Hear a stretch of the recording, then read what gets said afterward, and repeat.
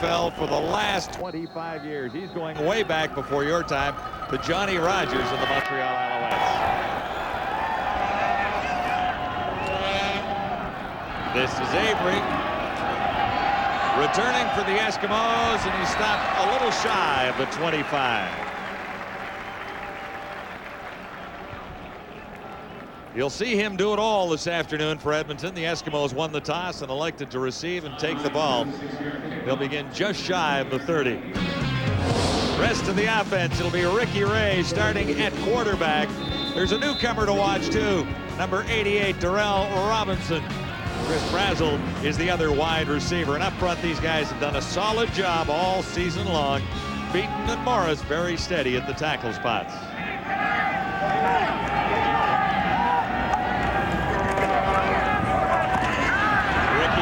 This is a little bit of a wobble on it. He was looking for Terry Vaughn, number 3. Defensive line, probably the strength of this front seven for the Ottawa defense, although they have been very pleasantly surprised with the play of John Grace in the linebacking core. And here's the secondary. Donovan Carter has established himself this year as a big hitter. Alfonso Roundtree, since joining the team in Week 5, leads the team in interceptions. Starting lineups brought to you by Midas. See Midas for all your car care needs. Midas, we do that. Ricky Ray has put up some great stats for the Eskimos since taking over last week. Jason Moss got back in the lineup and won a game for Edmonton against the Hamilton Tiger Cats. So that created a bit of a controversy. Ottawa number 44, still second down. It's Derek Ford, who's missed 3 games and is back after an ankle sprain kept him out. Well, he has 8 sacks, which is second in the Canadian Football League, and Ford just wanted to get number 9 in a hurry. He's in that backfield quickly. Too quickly, as a matter of fact. So the Eskimos look at 2nd and 5 as a result. And there's early movement again from the other side this time. Michael Bureau this time, and you know, the Ottawa Renegades really playing with reckless abandon today. They want to get out there. They have nothing to lose. Number 92, first down.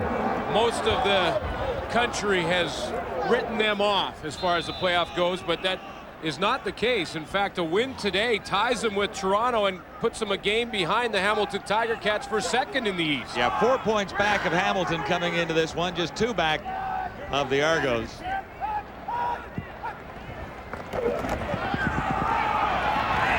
John Avery gets to the 40.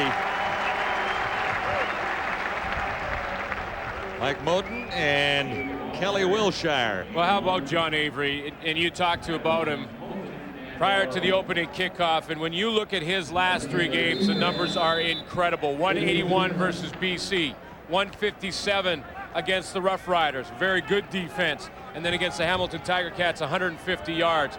He says he hasn't even had a perfect game yet, the game that he really wants. They think he could get 300 in a game.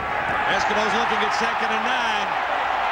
Grace came through and hammered the Edmonton quarterback, and the Renegades have the ball and a first down near the Edmonton 30.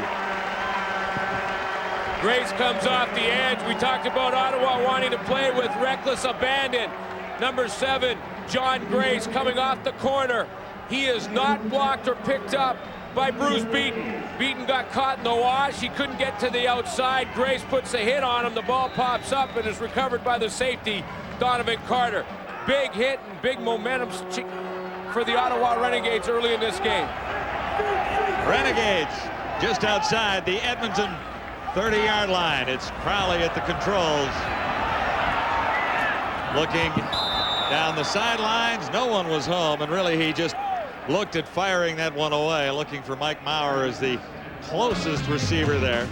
Here are the targets for Dan Crowley, Jimmy Oliver, and Reggie Jones playing in his first game. Inside, you'll see Damon Hodge and Nigel Williams. And up front, a veteran offensive line, all with CFL experience prior to joining the expansion Ottawa Renegades. Crowley got on 50% of his passes, was number 3 in the Eskimos quarterbacking lineup last year. Quick audible there from Crowley to change the play. Under the cover and on the money. This is Reggie Jones.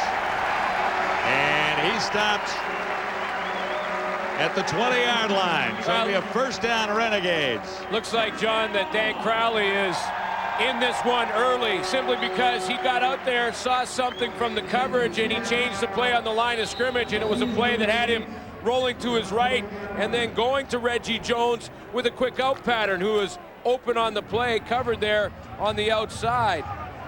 So Reggie Jones has his first CFL reception in his first game on his team's first drive.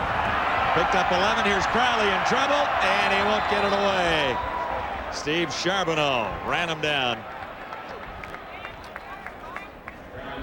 Edmonton defense that ranks third in most of the categories in the CFL, except for sacks, where Alfred Payton leads the way. 13 sacks on the season for number 56. Singor Mobley was a question mark, but he is in the lineup. Jack Kellogg, the free safety, and a newcomer on the corner, Daryl Crutchfield. He's got a little more height than most of the corners in the league. Steve Charbonneau with a sack. His third of the season. So here's Crowley on second and long under the cover, and no one was close to that one. Damon Hodge might have been the closest Renegade receiver. Terry Ray missed the last 4 games with a foot injury. Yeah, and he was probably ready to go last week, but they wanted to make sure with Terry Ray and make sure he was completely healthy. They need that linebacking core together down the stretch, and especially into the playoffs. So they got Singor Mobley, Terry Ray back, and A.J. Gass in the middle. This will be a 39-yard field goal try. Harper puts it down for Lawrence Tynes. And he's got it. Renegades grab 3 off the turnover. Good start for Ottawa at Lansdowne this afternoon. Wendy's CFL Live on TSN is brought to you in part by Wendy's. Take a bite out of hunger with the Wendy's Big Bacon Classic. Wendy's, it's better here. By Molson Canadian, I am Canadian. And by Moore's Clothing for Men. Well made, well priced, well dressed.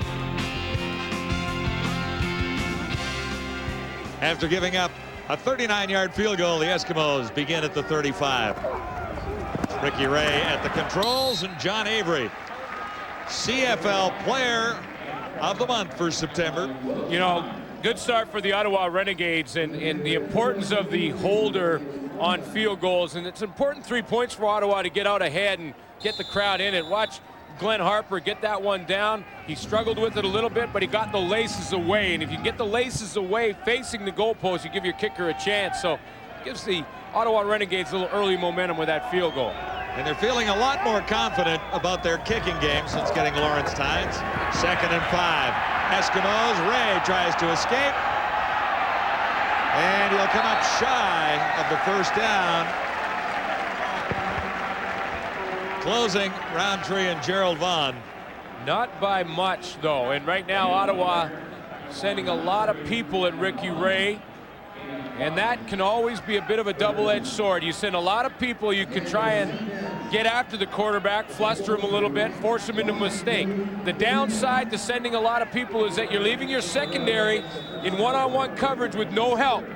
And with the talent that Edmonton is working with in the receiving core, that can always be a problem down the line. Eskimos are less than a yard away from a first down, and they're going for it. And that should be enough with no flags in the vicinity of the 45-yard line. Ottawa on top, 3-0. And the Renegades would like to have the problem that the Edmonton Eskimos have, and that is choosing the quarterback to start the afternoon and feeling confident in his abilities with Ricky Ray and Jason Maas. Well, yeah, I mean, basically they have 2 starters, and I think maybe the most important note to make here is that both quarterbacks feel comfortable at this point with the situation, and the coaches talk to the quarterbacks every week about what's happening, and that's really all that matters. I mean, we in the media can speculate all we want about which quarterback should start. Should there be a quarterback controversy? See, there is the word. And it doesn't matter. As long as the two quarterbacks are comfortable with the situation. Tom Higgins said to me today. Offside. Ottawa number 98. Still first down. Here's a point for you, Glenn. How can there be a quarterbacking controversy when your football team is 11-3? You can't, and that's right. And that's why neither quarterback would say anything about it. But he told me today that he's talked to the quarterbacks. They have their own meetings. He said, this is our challenge, guys, and that's the word he loves to use. Our challenge is we've got two starters. There was early movement from the Renegades, and that means this is 1st and 5, and Avery gets it again. Another penalty flag comes down on the far side as Donovan Carter made the tackle. You know, and both will play, and there's been so many teams throughout the history of not only the Edmonton Eskimos, Holding. Edmonton number 72. Repeat first down. That's Tim Baker. Tim Baker will wear 72 and play tight end sometimes in this game. But, you know, throughout the history of the CFL, not just with Edmonton, but a lot of teams, you win with two quarterbacks a lot of the time. I mean, it doesn't happen all the time, but a lot of the time you need both to be able to win, especially when we get down the stretch into the playoffs. 1st and 15. The Eskimos had the problem last year with Nealon Green and Jason Moss, and Wallers can't hang on to it. It's interesting. In that conversation with Higgins, I asked him about coming in here, you know, where he's heavily favored to win this game, and his thought was, you know, this may be one of our biggest challenges of the year. And he said the Ottawa Renegades have a talented football team. They're young. They're trying to gel. They're trying to play together. But there is talent there. And to keep my team ready to play and to not overlook this football team may be our biggest challenge this season. 2nd and 15 Eskimos from the 40. Ricky Ray looks deep, far side. Braswell brings it down inside the 30 at about the 29. This is what I talked about with pressure. You start to send a lot of pressure, you're going to get one-on-one matchups, and Chris Braswell goes right down the sideline. Nothing fancy. It's going to end up here to the right of your screen. Nothing fancy about the pattern from Chris Braswell, just straight down the field on Ricky Bell, but he does have a step and a half. And how about that pass from Ricky Ray, which is up over the shoulder of Ricky Bell and right in the bucket. A perfect pass to Chris Braswell for a 41-yard gain. The Eskimos have big play capabilities from a lot of targets out there. A little shovel pass to John Avery. Tough to bring down, as you can see. Donovan Carter slowed him down, and Avery actually had a little more yardage and was forced back to a 4-yard gain. Derek Ford is the guy they're going to try to option off the edge. He comes way upfield, then they go to the pitch, and here comes Derek Ford to the quarterback, and then the pitch, the little shovel pass underneath to John Avery. If Ford stays and tackles Avery, then Ricky Ray gets outside, and he has the option to throw it down the field. This will be 2nd and 6 Edmonton. Set up at the Ottawa 25. Nice play action fake. Braswell again, and he should have the first down. Chris Braswell is a nice addition back into the lineup. He started this season, but then he missed 7 weeks. He had not just one bad ankle, but two. And so he had 2 bad pegs that he was trying to run on, and it was awful difficult for him. But big, tall receiver at 6'2", 203, get up down the field. And then when you add that to Jason Tucker, Terry Vaughn, Ed Hervey's not in the lineup today. But you mentioned earlier, John, Darrell Robinson, they're real high on. So there's tons of weapons across the board for the Eskimos. Braswell comes up inches short. I guess when you've got 2 bad ankles, you can't notice the limp. Yeah, there's sort of they cancel each other out a little Ed bit. Hervey is out of the lineup with a concussion suffered in last week's win over Hamilton. So when you can add guys to this Edmonton team, and not that they're not going to miss Ed Hervey this afternoon, but they do have enough talent to get the job done, and that'll be enough for the first down. Yeah, but if you're playing Edmonton right now, and I think with Joe Palpal, if you're playing the Edmonton Eskimos, your #1 goal has got to be to stop John Avery. And I think defensively, what they've tried to do, by what I can see in this first series, is to move defensive lineman Keaton Cromartie into the middle linebacker spot as much as they can, not on passing downs, but on first down for sure. And then try and stop John Avery first.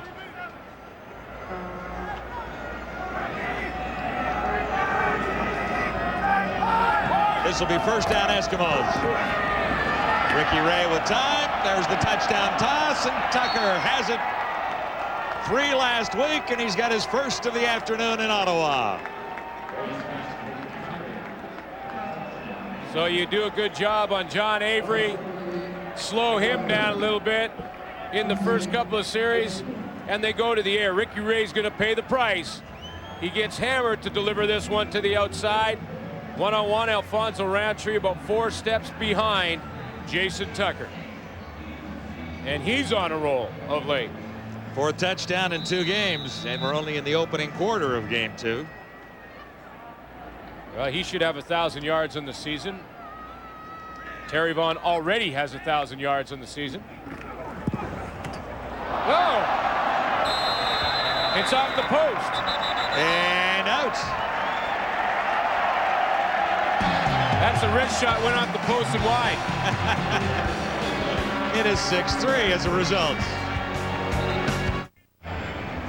Jason Tucker has his 7th touchdown of the season. He's hot, isn't he? Well, he's kind of unlucky. Alfonso Tucker is going to run the corner. Alfonso Roundtree's kind of unlucky because he has to play inside technique. Inside technique, taking away the middle of the field. The reason for that, hold it there, guys, is right here. Donovan Carter, the safety, is up on the line of scrimmage. Alfonso Roundtree has to take away the inside, and when he does, Tucker has the corner pattern, and Alfonso Roundtree has absolutely no chance. And whoops, this does not happen very often. Fleming, ping, off the post. So it's 6-3. It's almost impossible to miss an extra point. Fleming has been on fire in the field goal department. You know, Fleming has not missed a field goal inside of 40 yards. 31 of 39 on the season, hitting on 80%.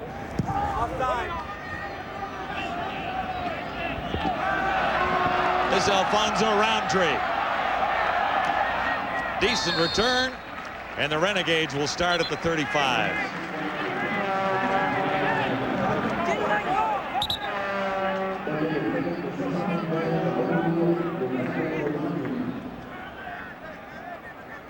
Some kind of drive by the Edmonton Eskimos. As chances to see if Dan Crowley can come back and answer the drive. Brazel was an important part of that drive for Edmonton, as was Jason Tucker on the touchdown. 12 plays for the Eskimos to get to the end zone, a distance of 75 yards. You get your 2 wide receivers, Tucker and Brazel, involved. Brazel with the 41-yard reception to set it up. Terry Vaughn does not have a catch yet, and he's their leading receiver.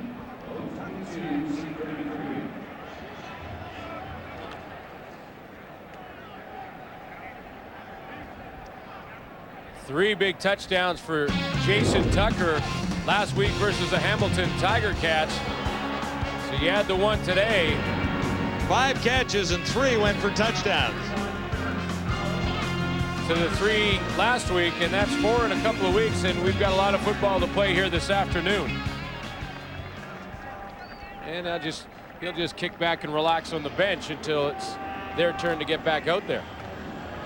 You know, when you have this many stars on a team and that many weapons, it's tough on the coach to try and divide the football up. And so far, Tom Higgins has done a nice job of keeping everybody happy in Edmonton.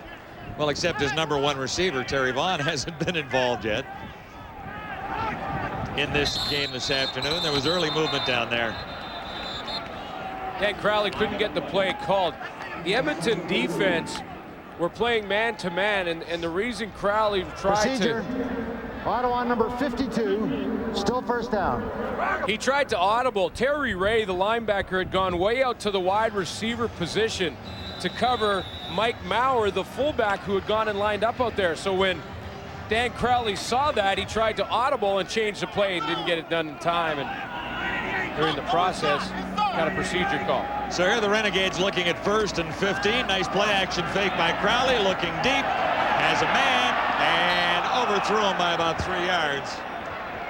That's one of the newcomers, Jimmy Oliver, actually down there as the intended receiver. Oliver, 61 catches on the season. Roughing the passer. Edmonton, number 56. First down. Alfred Payton's going to get called on roughing the passer and move the sticks for the Ottawa Renegades. See Crowley, little play action. He rolls to his right, a couple of steamboats, and then gets ear hold from Alfred Payton. Ran into Alfred Payton last night. We certainly did. Unfortunately, he wasn't moving quickly. Had a nice conversation with him.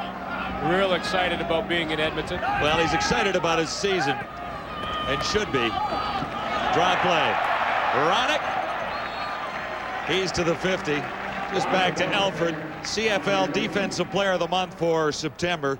9 tackles, 5 sacks, a forced fumble, 13 sacks in the season. This guy has really had a wonderful year as an Eskimo. Yeah, and this year he's moved into 2nd place all time in the sack department, is now chasing down Grover Covington for 1st place in the all-time sack category. And there it is right there, 145. Past Bobby Jurison this year. Got a few to catch, Grover Covington. Renegades looking at 2nd and 5. Crowley has time. Looking for Reggie Jones, playing his first CFL game. Well, Reggie Jones should have had it. I would have thought so. It seemed to go right through his hands. You know, he came across the middle, and you know, maybe what he saw was 77, A.J. Gass, who drops and then breaks on the football. Maybe he took a peek at number 77, because Crowley looks over there. That takes 77 Gass, along with Jack Kellogg. Both are right in the vicinity, but that ball's pretty good. That one's right in the money there, and that's one Reggie Jones has to come up with. Yeah, and Dan Crowley shows that he thought the same thing there. He's 1 completion, Crowley, in 5 tries so far. Coaches will tell you, you're going to get hit whether you catch it or you don't catch it. You might as well catch it. Winston October had trouble with the ball. Coming down, and the Renegades have another turnover deep in Eskimo territory. Oh, baby.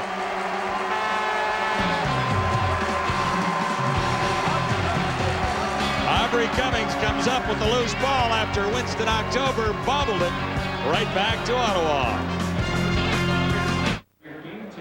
Look at the cover team for the Ottawa Renegades. Aubrey Cummings there, Mark Nora, Darren Joseph, and John Grace. They have set the picket wall. There's nowhere for Winston October to go. John Grace hits him so hard he knocks his own helmet off, and it goes right to Aubrey Cummings. Big turnover for the Renegades. And they're set up at the Eskimos' 7-yard line. 1 turnover already for Ottawa. They got 3 out of that. Ronick got the call there, and there's a penalty flag down near the 5-yard line. Brent Wallace joins us, as always, in Ottawa. Come on in. Thanks very much, John. Well, you see Dan Crowley starting today, but it's been a case of revolving quarterbacks for the 2nd half of this year. Offside. Crowley started the first 8 games, gave way to O.T. Sampson, then it went to Chuck Clemens for 4 straight games. In comes Dan Crowley, because the last 2 games, he's provided a big spark to replace Clemens in the last 2 games. So here he is, hopefully providing a spark for all 60 minutes. Guys? That's a good point by Brent, because it has been almost a tryout situation here in Ottawa, the quarterback position. Crowley, those 9 starts, he started pretty well. In fact, you know, in his first 3 games, he had thrown 6 touchdown passes to just 1 interception, looking pretty good. And then they put in Sampson for a game, didn't play well. Then came Clements for 4, and he had some interception problems. So it's a first down goal to go Ottawa. There's the toss, and it's way deep. Darren Joseph was back there in the Beaver Lodge. Yeah, that one. And couldn't bring it down. That's a souvenir for someone in the Beaver Lodge up there. It's a great idea here in Ottawa. It's been sold out for every home game, and we've been to the Beaver Lodge. We've been there. Unfortunately, we were working that day and couldn't take part in all of the refreshments that are offered down there. Here the Renegades 2nd and 4. 2nd and goal. Ronick. He's got the touchdown. Just slipped inside.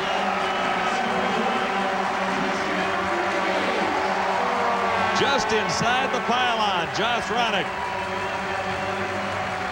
First receiving touchdown of the season. So turnovers have been kind to the Renegades so far today. Play works because look at the speed that Josh Ronick hits to the outside. Jimmy Oliver's coming back in for the rub. Ronick gets to the outside and just gets that football across the line.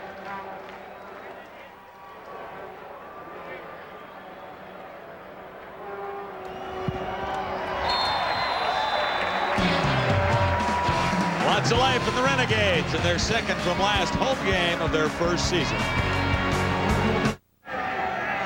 There's Josh Ronick, number 30, who has his first receiving touchdown of the season. Yeah, and he's got to go and thank Jimmy Oliver. Watch number 85 right here. 85 cuts in there. He was going to widen out, then come back and set the rub on Jack Kelly and Malcolm Frank right there. There's the rub. They can't get to the outside of it. That springs Josh Ronick. There goes Ronick to the outside. And Jimmy Oliver has created the pick. Yeah, just inside the pylon there. Great play by Ronick to just find a way to inch himself into the end zone. 2nd turnover on special teams created by the special teams of the Ottawa Renegades. And, you know, before the game, Ottawa introduced their special teams, something that when I played in Saskatchewan, we would do about once a year because they are such an important part of the football team and they don't often get recognized. But they were introduced today and they've already created 2 turnovers. For 10 points. And that's good for the lead.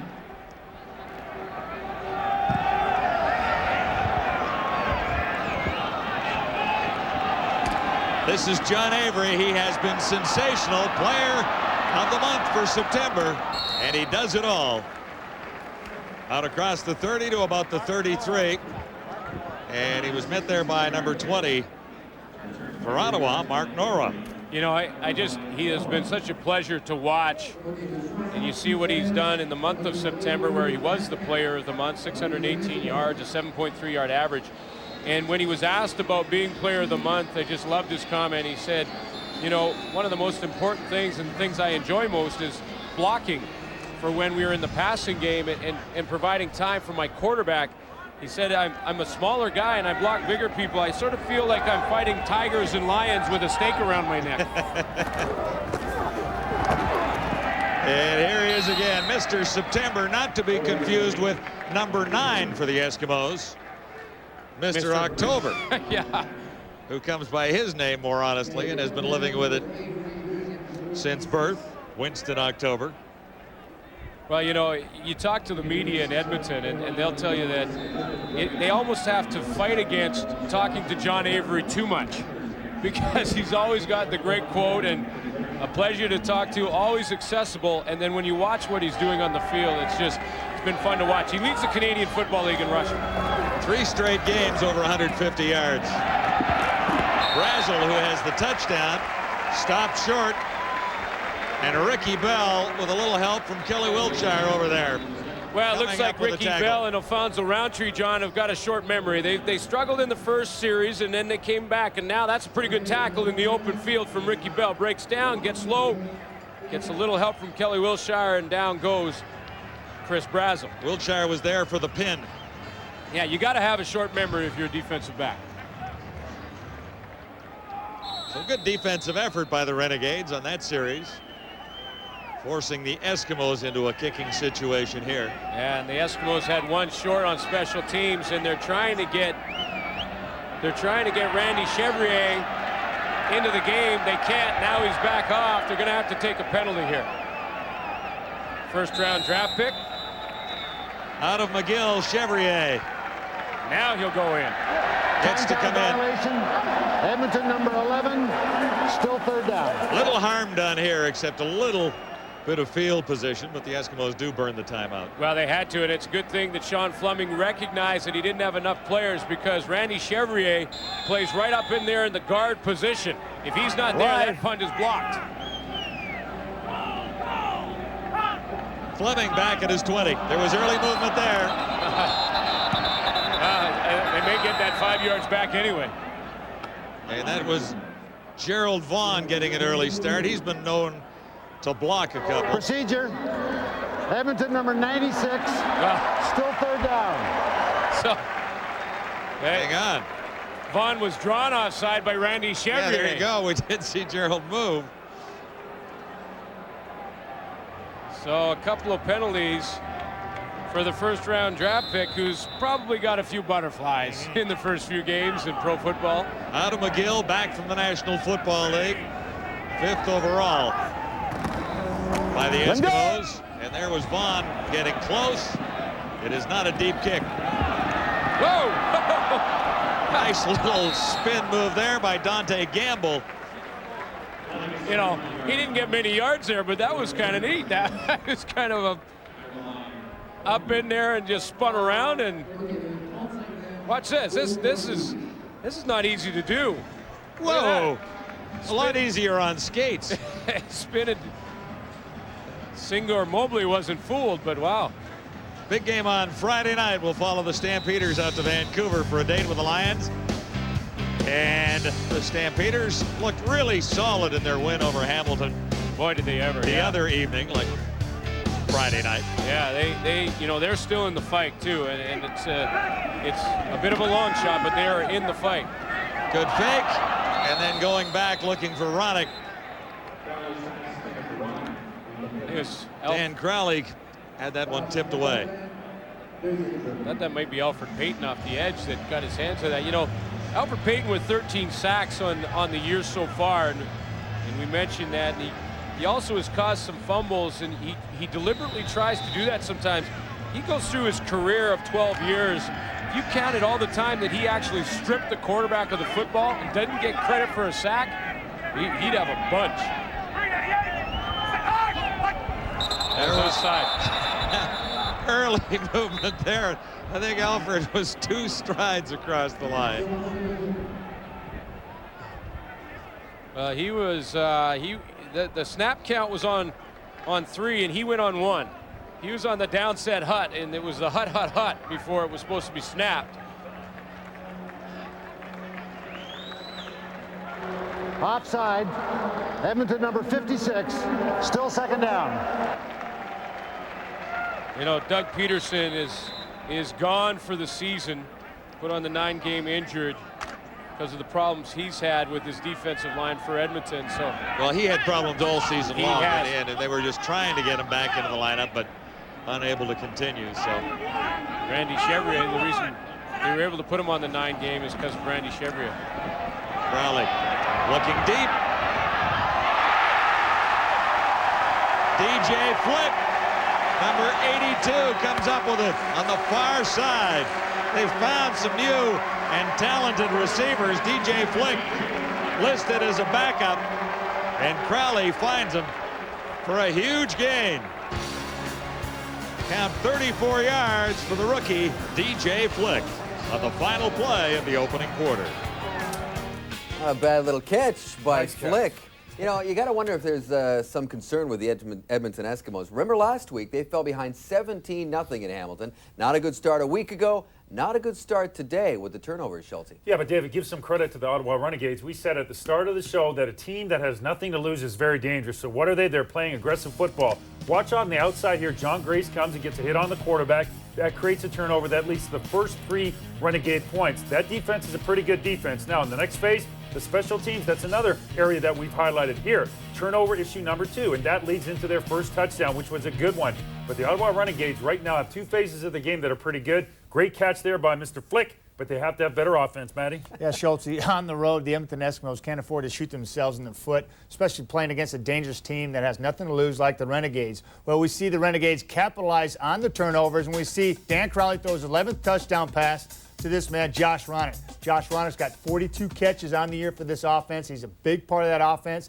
He's their leading rusher. He's been a stellar player ever since Davis went down, and he stepped up there when they needed him to. Now, Matty, you had a look at the Ottawa touchdown. Now I want to have a look at the Edmonton touchdown. Danny Machoch, who's the old coordinator in Edmonton, was my offensive coordinator last year in Montreal, and he loves to run this play down near the goal line. It's called 70 stop special, and he's got 2 hitches from his 2 outside receivers. His inside receiver's got a read. He can run a post pattern or a corner. And here he elects to run the corner. Why? Because he's got his DB playing inside. Roundtree takes away the inside because Ottawa's pressuring. They're taking the safety out of the middle. That means you know you have the corner every time, and they executed it to perfection. I know Danny Machoch is going to be happy with that one. And Matty, Josh Ronick now tied for the team lead on touchdowns for the Ottawa Renegades, and Ottawa in position to put some more points on the board as we send you back for the second quarter. John, Glenn, guys.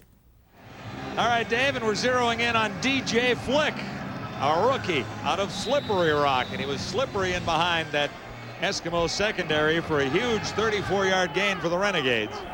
I don't think Shannon Garrett could have played it any better. The catch on the first play, second quarter, sets Ottawa up just outside the 20. Here's Crowley, wide open target. It's Ronick, end zone, yes!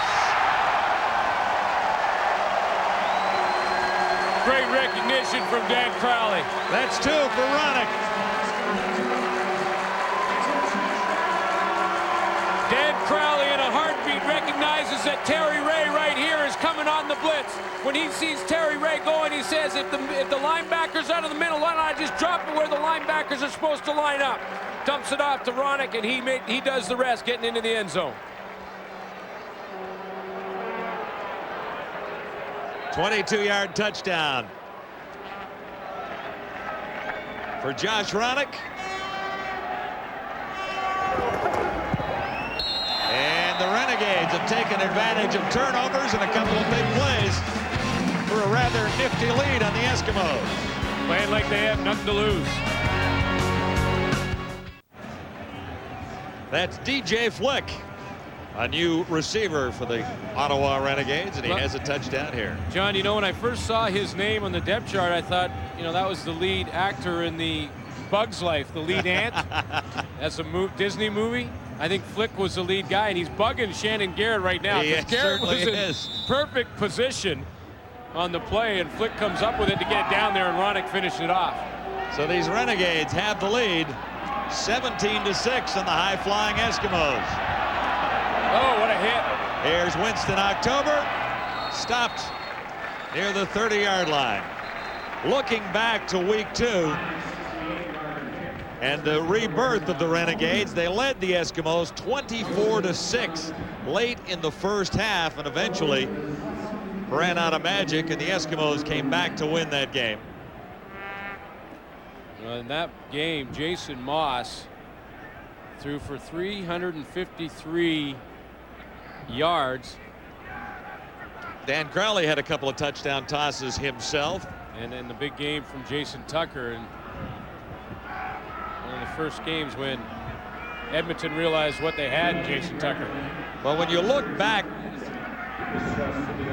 on Jason Moss's career last year, he was really in a groove, and he started off the season reasonably well, then got hurt, and all of a sudden there was a chance for Ricky Ray, who took full advantage of that. So the Eskimos have 2 quarterbacks that they are really high on in one sense, and then their third string quarterback, Bart Hendricks, apparently has as much talent as either one of those guys, so they really feel fortunate at having 3. Yeah, well, it's interesting because, you know, Tom Higgins, when we were talking about these quarterbacks and how they're comfortable with the situation, of course, Bart Hendricks is going to be holding the clipboard, and Higgins has talked to the quarterbacks. They feel okay with it, and he tells me that we may not keep this romance forever, though. Injury timeout here at Frank Clair Stadium, with the Renegades on top of the Eskimos 17-6. That's AJ Gass limping off the field, and that is concern for the Edmonton Eskimos, obviously. It's right in the middle of your screen, number 77, AJ Gass.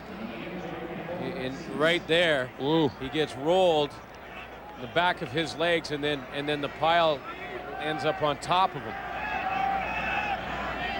So the Eskimos beginning at the 30. John Avery, this guy flat out flies. And he's all the way to the 50 almost for an 18-yard gain. Yeah, when you try and figure out exactly why John Avery is as good as he is, it's, you know, he's definitely got the great open field speed when he does get a break or an opening. But I believe that it's his change of pace that really does it, his quickness in his feet.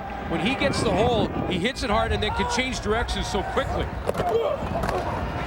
Ricky Ray looking over the middle, and the coverage was too tight. Another newcomer out there, Darrell Robinson, playing his first game, number 88. Yeah, he's a wide receiver. He's going to try and come in here and work one-on-one on George McCullough. George McCullough playing in the corner. He hesitates nice. He stays in his backfield, and when the ball arrives, he comes across the top and knocks it down. This kid is just 21 years old. He had 41 touchdowns, Glenn, in his last 2 years of high school. So this Darrell Robinson has not reached the age of being draftable in the National Football League. Almost picked off. Alfonso Roundtree. He gets that one, and it's Pixies in a dance. Robinson, number 88, was the intended receiver. Pixies in a dance means interception and then a touchdown dance. He slides out and then breaks down. He's got the flat. This is the flat area out here. So that's his area of the field to cover. The ball's in the air. He reads it perfectly. The only thing he doesn't do is hang on. That's just football terminology. I tried to straighten it out. Pixies in a dance? Pixies in a dance. Pixies in a dance. Let him go. Oh, a nice kick by Sean Fleming. This is DJ Flick returning for the Renegades, and he's wrapped up in a hurry by the first Eskimo downfield. Roger Reinson, as he does so often, leading the Eskimos on special teams tackle. The Eskimos have missed the heart and soul of their defense all season long. Doug Peterson has been on the sidelines, and some thoughts from teammate Terry Ray on his absence. Doug is one of our quiet leaders, and he gets out there on the field and does things that, I mean, we're all just in awe when we watch him work on the field. So, and then that just inspires us when we see him playing so well. And I don't think the team needs much more inspiration right now than having me out there. So I'm going to go out there and contribute. But if it ever comes to a point where, you know, we're losing focus, the team sometimes looks to me to try to get us back in focus and know what we're out there fighting for. Well, Terry Ray's partner, Singor Mobley, comes up with an interception as he was speaking about Doug Peterson there. Well, they're fighting for the football right now, and Mobley comes up and wins the fight. Edmonton number 28 on the return. First down. And that was Terry Ray chatting away there, and then he got caught for holding while we were listening to him. But that was on the return after the interception. Well, so the turnover stands. Dan Crowley's trying to go down the seam here, and the ball is just overthrown. And, you know, 8 times out of 10, when the ball is overthrown, it's going to be intercepted. Fourth of the season for Mobley, setting the Eskimos up at the Ottawa 45. Ricky Ray under the cover. That's Avery. Well read by the Renegades defense. John Grace, boy, he has played well since joining the Renegades from the Montreal Alouettes of last season. Yeah, he flies over there. It's played well by Grace, who's right here, and Keaton Cromartie up at the top. Grace has got coverage on John Avery, so he's got to get out and around to get there. Keaton Cromartie has got to force the throw quickly. So the throw is quick. Cromartie does his job. Grace makes the tackle. Absolutely no gain. 2nd and 10. Edmonton. Ricky Ray shotgun drops back across the 50. Walters has the catch, and he's down to the 10. Rick Walters. How did Ricky Ray get that football in there is the question. Kelly Wilshire was very deep in the coverage. Number 1 is going to be way back here, nice and deep. You're going to see as he goes over Kelly Wilshire right there and in front of Ricky Bell. Ricky Walters just gets inside in the layer right here in between the two defenders, and when he does, that ball is threaded right through there to Rick Walters. It's a 35-yard gain, and the Eskimos are set up just inside the Renegades 10. John Avery looks to the outside and then cuts it back in. Still standing, and how many guys missed him? He didn't gain any yardage. In fact, he lost about 5. But he made a lot of guys miss before Donovan Carter got over to make the tackle. I'm going to show you why defenders have so much problem with John Avery. Michael Barreau here is clean through. He gets up into the backfield, but he has to freeze right there.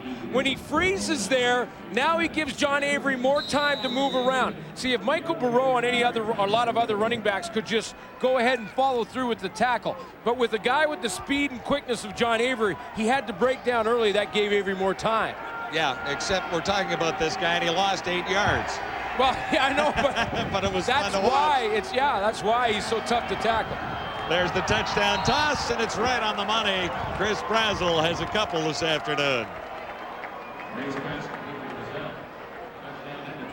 Ricky Ray is having a day. Again, a ball that Brazel has no choice but to catch. You know, look at Ray. He just turns back, sells it back to the backside, and that ball is right down Main Street on the money to Chris Brazel. That's a pretty good throwing lane from that offensive line, too. Leo Groenewegen, Princeton, and Comiskey in the middle there have opened up a lane so that Ricky Ray can complete that pass. He's been on target this afternoon. He really has. Jason Tucker caught the first pass from Ricky Ray for a touchdown. Brazel caught one earlier to set it up. And then he gets the touchdown here. Ricky Ray right into the hands of Chris Brazel. Welcome back to Ottawa. There's more football ahead on TSN tonight. Baltimore and Cleveland from the National Football League. You can pick first this week. Oh, I like Cleveland. Well, then I'll take Baltimore and remind you that I won last week when I went with Seattle over Minnesota. Yeah, I thought Randy Moss might have a bit better game than he did. You know what? Those Seahawks have gone a little Saskatchewan green, have they not? Yeah, Dante Gamble bobbled it, got it back. Yeah, they have. I noticed that. They look looking a little bit like the pickle. I think Chris Berman mentioned that actually on one of his shows. He did. A little NFL football later tonight. Go Cleveland. Later today, key game in the CFL West with Saskatchewan and Winnipeg. Two teams right in the thick of things, both with 7 victories on the season, but Saskatchewan has one more point from a tie to lead Winnipeg and currently hanging around in 3rd spot just behind BC after the Lions' big win. Ronick. Terry Ray steps up, but you know, did you hear, I'm not sure if the folks at home could hear it, all the defenders yelling draw. And as soon as this ball was snapped, you heard draw, draw, draw. Because communication's so important on the defensive side of the football. And because Terry Ray recognized that he's probably the first to call it out. You hear that? It was draw right away. Because everybody, sometimes you're tied up with your guy, you're not sure what's happening. Communication's that much more important for you. Gain was 5. It was a toss that time to Reggie Jones, and there should have been a call on it, I do believe. Take a peek at this. We'll take another quick look at it. Reggie Jones coming across the middle, and I thought it was Shannon Garrett that came across. Let's see the timing. Crowley throws it out there. He had his arm hooked up that we saw from the other angle, and there was no chance for him to get his right arm up to get a hand on the ball. You know what, partner? I might agree to disagree with you on that. I kind of like Shannon Garrett.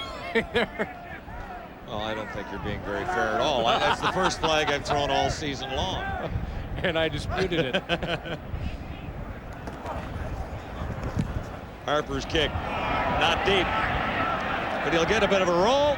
Winston October into a sea of jerseys of both colors down there, and not much on the return, but decent field position for the Eskimos to begin this next drive. Yeah, anytime you're around the midfield stripe, you're in good field position, because now even if you don't get anything, if you're 2 and out, you can punt it. You just continue to play the game in Ottawa's end of the field. But Ricky Ray has been on fire, 8 of 12, a couple of touchdown passes already. And you know, as far as both quarterbacks playing, Tom Higgins obviously very willing to put both in, but he said, I'd rather have one guy go the distance. From the 53, first down Edmonton. Eskimos scored on their last drive, and here's John Avery taking off left side. That'll be an Edmonton first down. Wiltshire made the tackle, and Tom Higgins has an interesting dilemma. 2 quarterbacks who can get the job done. Here's how he views it. It's something that we've talked to the players individually, both quarterbacks and collectively, and then with the team, so that there's no people picking sides. They know that, hey, this is a truly unique situation. We're not afraid to have 2 quarterbacks and know that we can pull one at any time, and the one that does get pulled needs to be ready to go, because if the other one starts to falter for whatever reason, we need to change back, we will. And they did that last week and got a win in Hamilton. You know, Avery again. Donovan Carter put a pretty good hit at the end of that play on John Avery, but right now this Edmonton offensive line is starting to open up some holes. That's back-to-back plays where Avery has not been touched till he got to the safety. And watch the hole that's going to open up about this side of the field. And they slide over, turn the corner. That's Bruce Beaton getting a nice block, and you see it's the safety, Donovan Carter. That's well down the field if you're getting into the safety area. Gain is 5. Eskimos at the Renegades 39. Back against the flow. Brazel will have the first down. Solid game for Brazel. The 1 touchdown for 18 yards and another big play to set up a touchdown. Former Dallas Cowboy, and got through his injury problems and is now off to a very good afternoon. Close to 100 yards already. Compliments Jason Tucker so well on the opposite side, and then the newcomer Darrell Robinson, who had 1 attempt to him but was incomplete. And here's the second leading receiver in the CFL, Terry Vaughn. Oh yeah, there's Terry Vaughn as well. Yes, number 2 in receiving coming into this game. Always 1,000+ yards, and this year 1,039 coming in.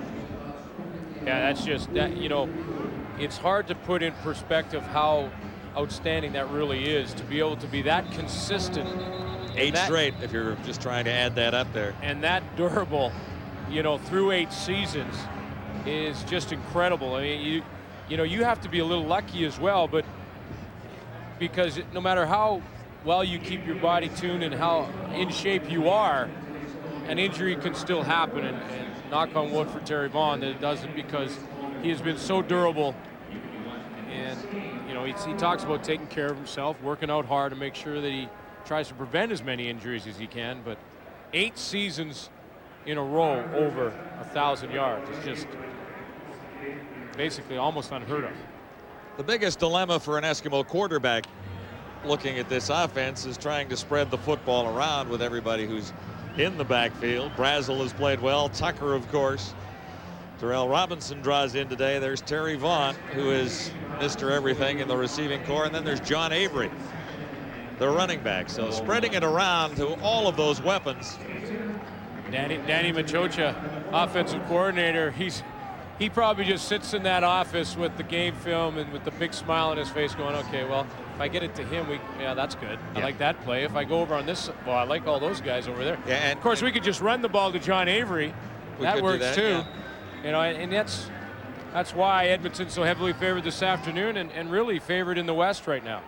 And not to mention Ed Hervey, who will be back next week after suffering a concussion, and he's had some injury problems this year, but still an outstanding receiver. Here's John Avery.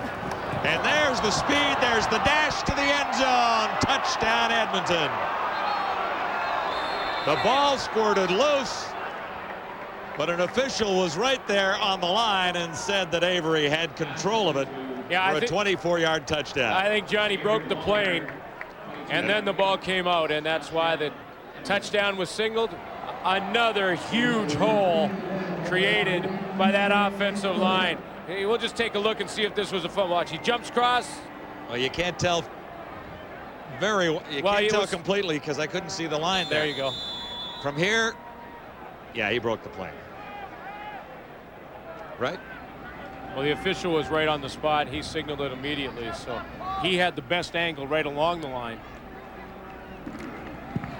But, I mean, there's some huge holes being created right now by that offensive line, and John Avery's got the speed. If you open up even a little one, he's going to hit it. And just watch the hole. They're playing like a tight end set, and then that's Baker out there, Tim Baker. The hole's going to be created at the opposite end. Now watch this, the little cutback lane. John Grace gets pushed inside, and away he goes. Sean Gallant, the safety again, the only guy able to try and slow him down, and then there's the end of the play. And as he stretches out to put the ball across to break the plane there. And that angle would not prove anything because we're looking too far down on it. Yeah, you just rely on the official there. He was right on the line and said he broke the plane. But just the quickness of Avery. You open up that hole for a split second and watch this. Now you see me. Now you don't. You know, I think I got out of the game right at the right time. I think you did too. We were talking about that down on the field, and look at these guys are getting bigger. Bigger and faster. They're a lot faster, Glenn. You know, and boy, talk about speed. His change of direction is really what impresses me, and how quickly he can go from 0 to 100. DJ Fleck here, returning for the Renegades. It's lucky we came along and saved you from another year of embarrassment. Yeah, Speaking of we at TSN offering you a job, getting you out of the secondary. Yeah, I appreciate that. Yeah. Look at the receiving core for Edmonton, and even for the Ottawa Renegades right now. I mean, they have some big guys at receiver. Reggie Jones is over 6 feet, 200 pounds. You know, they got Damon Hodge at 6'1". And all can run.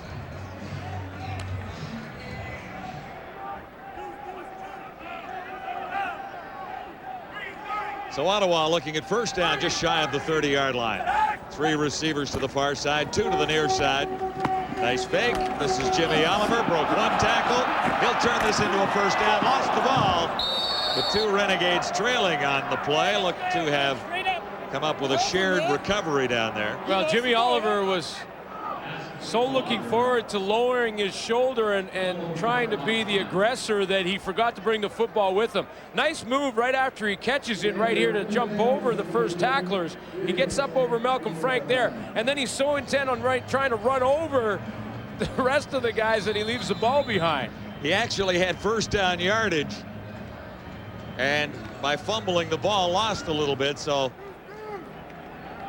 you got to give him credit for wanting to take on the hit. This is second down, less than a yard to go for an Ottawa first down, and Crowley, well, see how they spot that. He didn't really charge forward. He backed into the offensive line there, so we'll see where they spot the ball for Joe Paupau's team. Saying first down. I say one of the things that they're doing offensively, Mike Maurer, the fullback, back in the game. He was injured early in the season. When they put him in motion, they want to see if Terry Ray or Singor Mobley will go with them, as Doug Nussmeier will try and send in that signal. So number 19 is going to be a key for the defense. If he goes in motion out to the outside and a linebacker goes with him, like here he goes now, see, no linebacker goes with him. So that's his own defense. Crowley has Maurer here. And he'll be a little shy of the first down, but positive yardage as he was stopped by Terry Ray. It's Wendy's CFL Live from Frank Clair Stadium in Ottawa. We're closing in on halftime, and the boys are back from a harrowing trip to Calgary. I think That's about all they could stand was 24 hours away from home, so they're back in their studio now. Just thawing out now, too. It was a cold night in Calgary on Friday.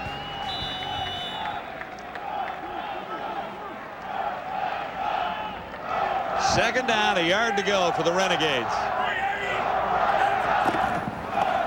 With a little more authority this time, Dan Crowley will have it. Let's go back and just show you that key one more time. And the play before this where Mike Maurer is the key. He's right in here in front of Josh Ronick. And watch Terry Ray, the linebacker here, and how they communicate this.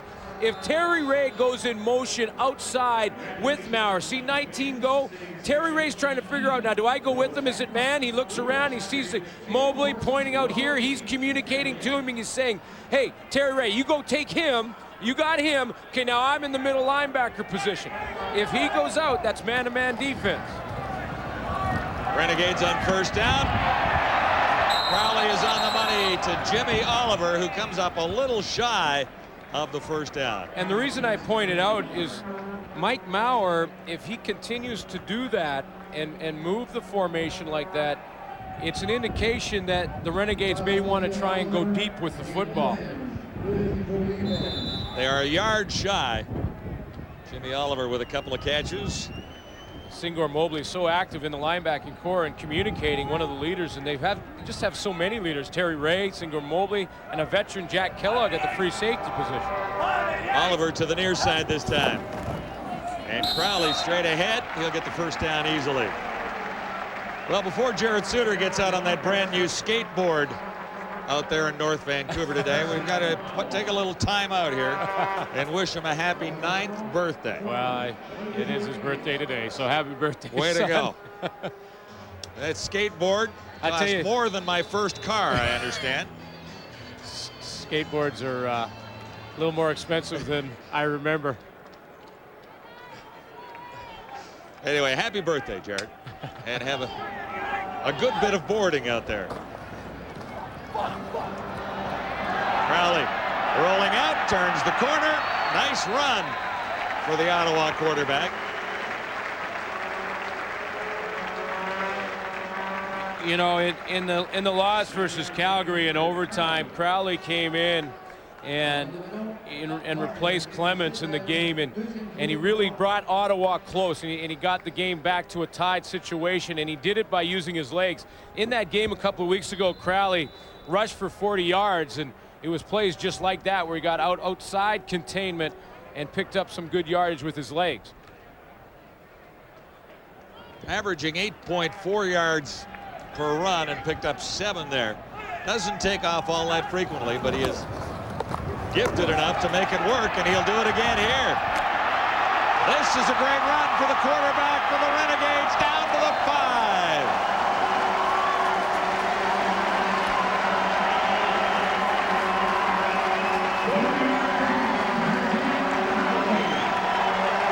Gets a nice running lane. Play action helps. Here comes Ronick on the play action and Crowley out around the edge. And watch how he gets a nice running lane. Play action holds Singor Mobley, and here comes the lane right. Here's Ronick. See, Ronick gets the block there on Terry Ray. Alfred Payton is in chase position. He can't catch him. And now Crowley's got the lane right down to the 5-yard line or just inside. 35 yards. Ottawa set up at the 5-yard line of the Eskimos. This is Ronick. And Josh Ronick has a yard, maybe a yard and a half, that's all. That's pretty good speed from Dan Crowley, and mentioned 2 weeks ago he got Ottawa to a tie game. Well, look at how he ran away from some angles there to get down to the 5-yard line. But that's a long 5 yards, and getting in the end zone crucial for Ottawa right now. Yeah, actually, they haven't given Ronick very much here at all. It's right back on the 5-yard line. So the Renegades go with a couple of big boys in there for this second down and goal to go situation. Could be critical to the outcome of the game into the final minute, first half. Crowley can't find a target. He's in trouble here. Looks to the end zone. Oh, had it and dropped it. Aubrey Cummings had it in his hands and couldn't hang on. Boy, the coverage so tight by the Edmonton secondary. Shannon Garrett was right there. Garrett right there battling with Aubrey Cummings to the play side, right in behind. Jack Kellogg sliding over, no receivers open, no receivers in the area. Crowley trying to buy himself some time, and then Aubrey Cummings has a chance at it. But Shannon Garrett just kept battling. I mean, look at the coverage all over the field. Oh!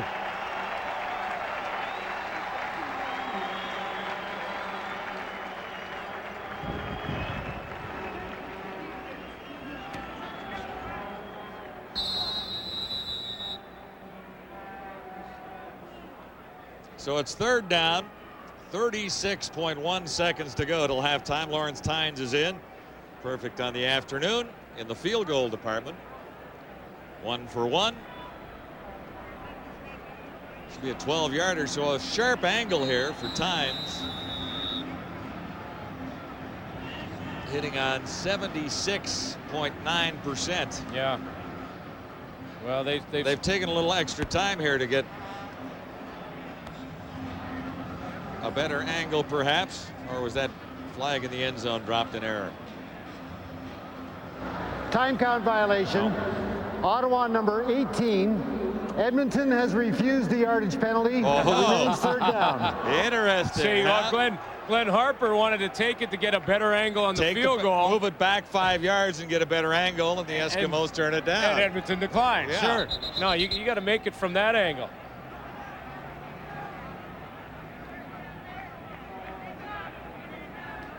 Well, we've seen Sean Fleming hit a goalpost. That was on a convert. On an extra point.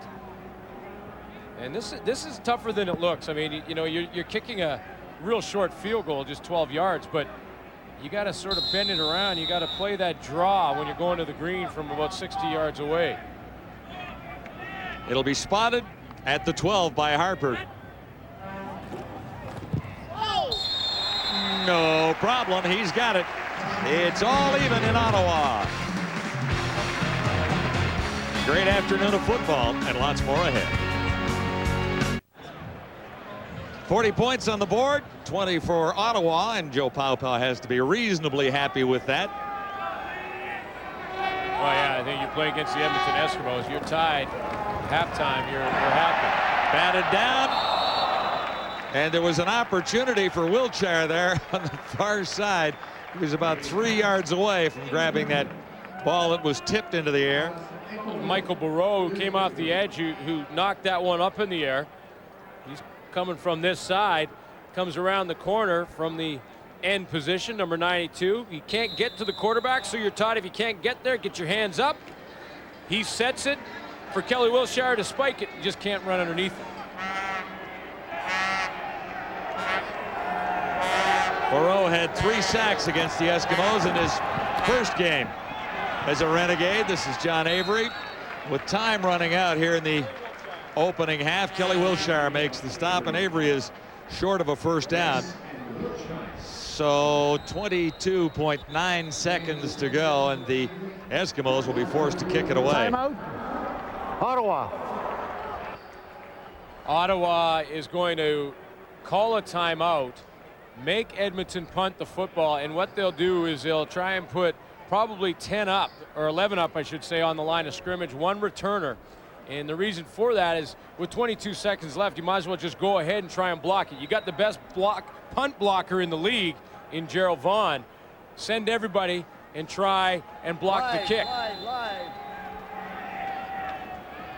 Just one returner back there. Donovan Carter moving around in the middle there, number 2. Try and create a mismatch for Gerald Vaughn. Then go! Fleming gets it high. And this is DJ Flick. Nowhere to run with 13.2 seconds till halftime. Roger Reinson leading the Eskimo tacklers. Talking about Gerald Vaughn, number 39. He got there in the first meeting of these two teams. Sure did. Gerald Vaughn was in Edmonton. And happened to be when Fleming was kicking out of the end zone. And that's Probably the favorite time to block a punt. He just has a knack for it.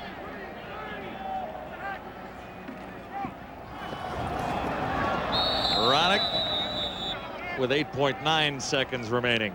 Yeah, and right now Ottawa just going at halftime, content with a 20-20 football game at this point, and not force anything. They had about 15 seconds when they took control. So run a couple plays, have the half come to an end. You're all tied up, and you come out and play second half to determine who wins this game. But it is so important for Ottawa, who are very much still in the fight in the East. 4 points out of a playoff spot, pending the afternoon's story here. This is Ronick with a huge run, but he'll run Ottawa right out of time as he's dropped at midfield. Stopped by Mobley there. Entertaining opening half here at Frank Clair Stadium, and it's all even on a Sunday afternoon.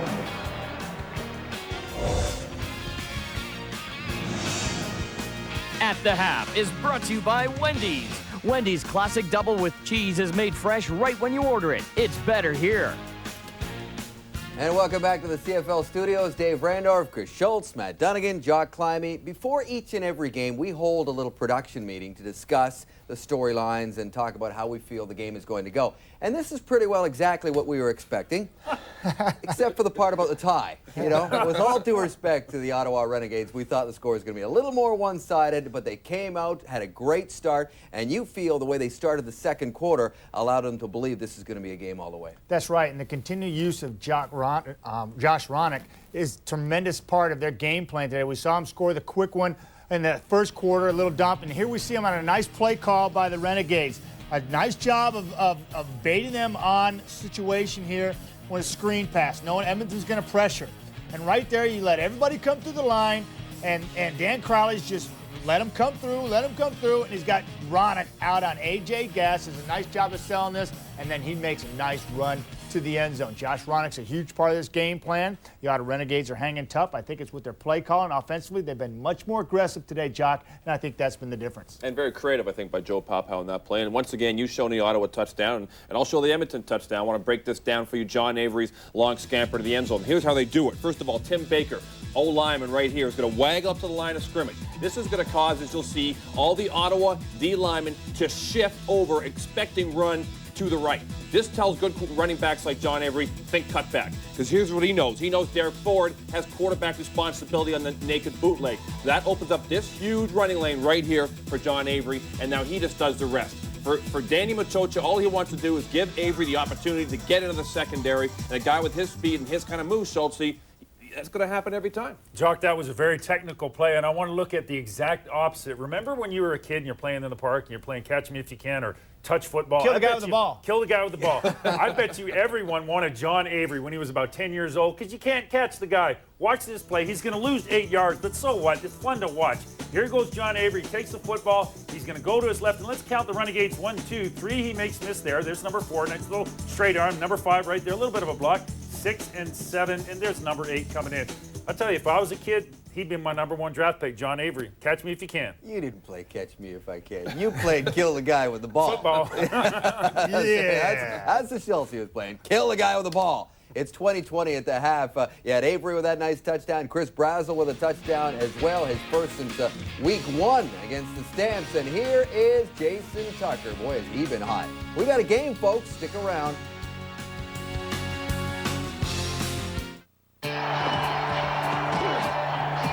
This day in the CFL, brought to you by SportCheck.ca, Canada's choice for sports. October 6th, 1996. Ticats in Regina taking on the Rough Riders. Anthony Calvillo goes deep to Mac Cody, and Hamilton was up early.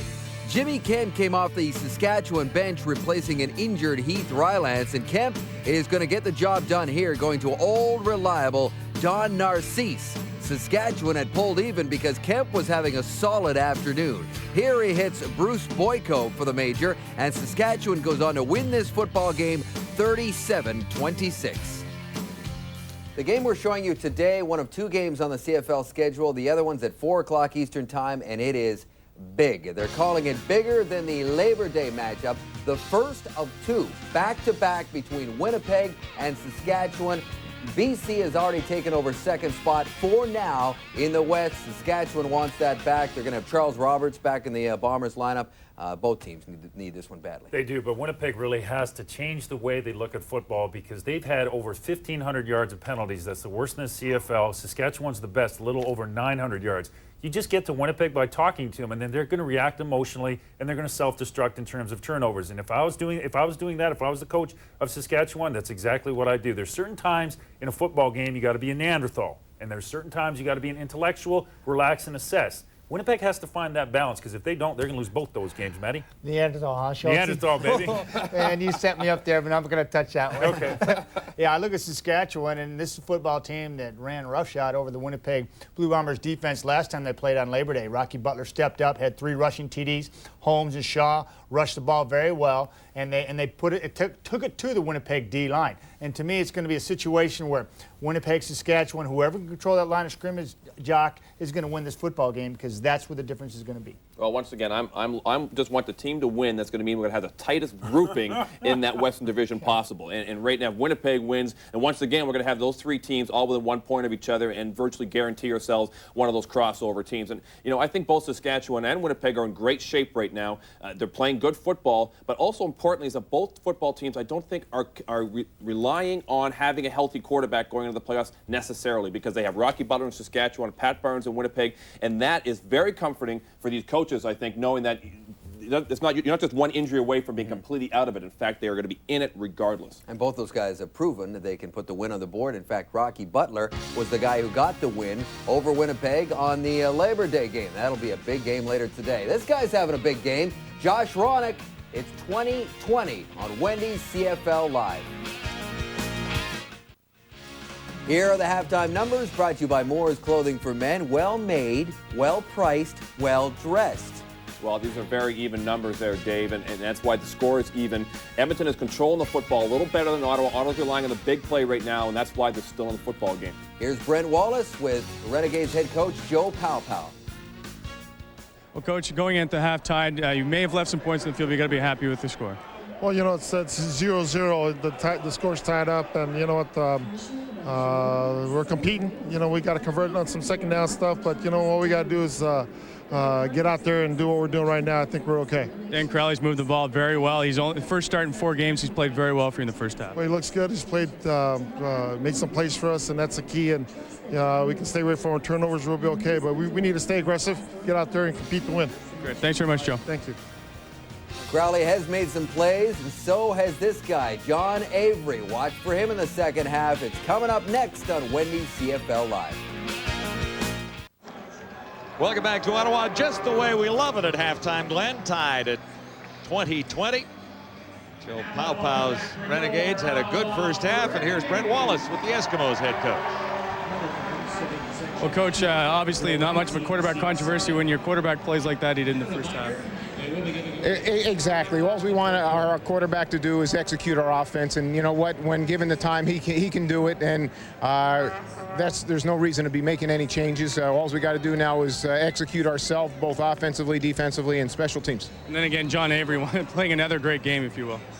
Well, it just seems to be normal for John that this is just very typical, and anything can happen. Second half, it's a nice even game, so we look forward for a lot more points to be put on the board. Great, thanks very much. Good luck in the second half. Thank you.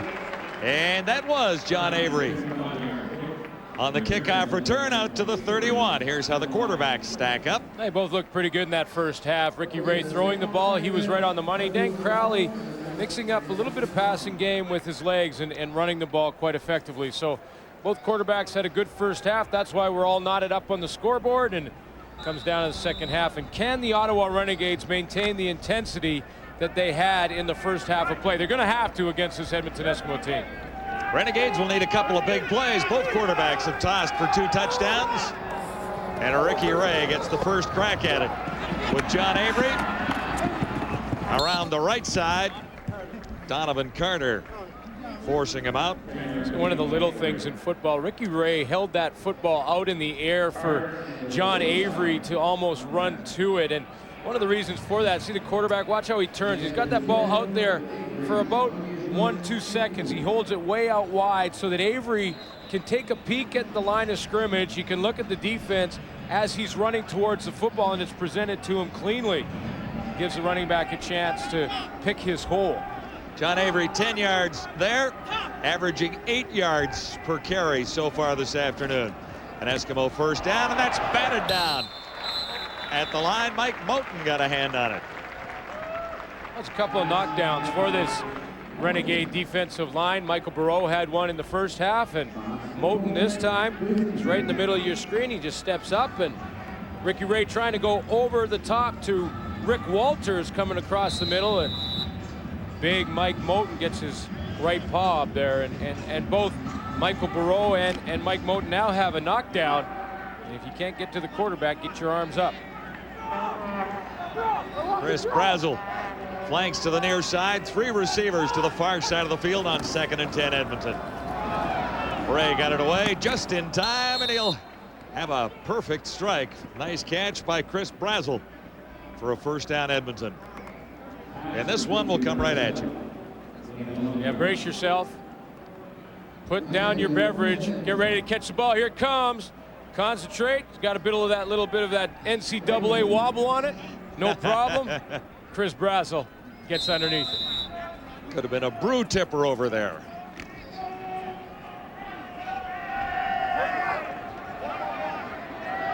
A 12-yard gain.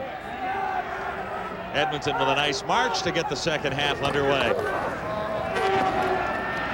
Ray has a wide open Terry Vaughn, and Vaughn will have another Edmonton first down. Actually, he might be a little bit shy as the Renegades reacted and made the tackle near the 50, so it will be 2 yards shy of a first down for the Eskimos. Terry Vaughn gets those hard yards up in there.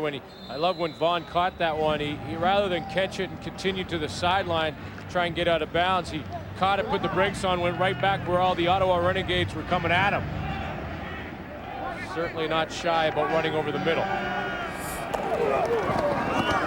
This is John Avery, and he should have the first down. Ricky Bell over to make the tackle, and it's spotted right on the first down line. John Avery had a pretty good first half himself. He had a touchdown, and you know, this offensive line for Edmonton really needs to get some of the credit here, because you know, they were opening up some big holes for Avery to run the ball through. Not only that, Ricky Ray has been, other than maybe the first series, really had lots of time to throw the football. 3 receivers to the near side for Ray this time. A little shovel pass for Terry Vaughn, and he'll turn that into a first down.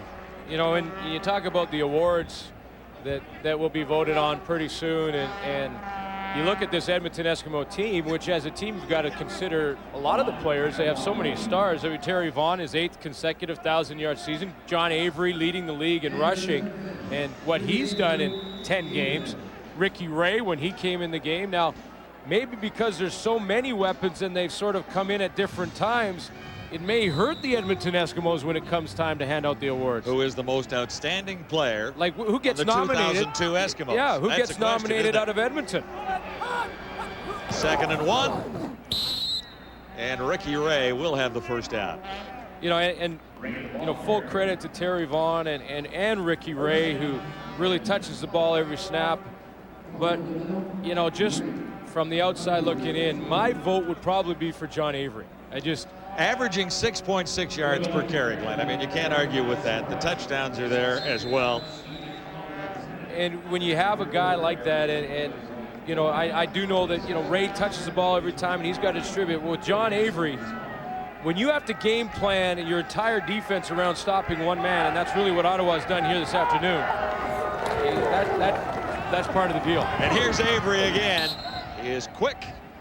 He'll make you miss. Not that time, but he does get halfway to a first down. I'm going to give you some numbers, too, just to sort of back up, I think, a little bit of what I'm saying is Avery right now is on pace for over 1,600 yards. He's averaging over 100 yards a game, almost 120 yards a game. Had he played the entire season, he would have been over 2,000 yards rushing, close to Mike Pringle's record rushing year, and maybe even breaking it. So if you look at the numbers and project him whether he played the entire year or not, those are some big numbers. And here he is again on 2nd down and 4. We'll see if he's got the first down. He's awfully close. In a league with some great running backs like Kelvin Anderson and Charles Roberts. Yeah, and congratulations to Kelvin Anderson as well for his 7th consecutive 1,000-yard season. On Davis and Hamilton out of the lineup right now. Davis here out of the lineup. Well, but I mean, there's no question that John Avery is the best running back in the Canadian Football League right now, is there? I don't think there is. I think he is. I would agree with you. I mean, with credit to Kelvin and all of the guys. Well, there's a chance to see Darrell Robinson on the outside. But just to wrap up that thought, Charles Roberts maybe is the best double threat when you talk about the pass and the run game.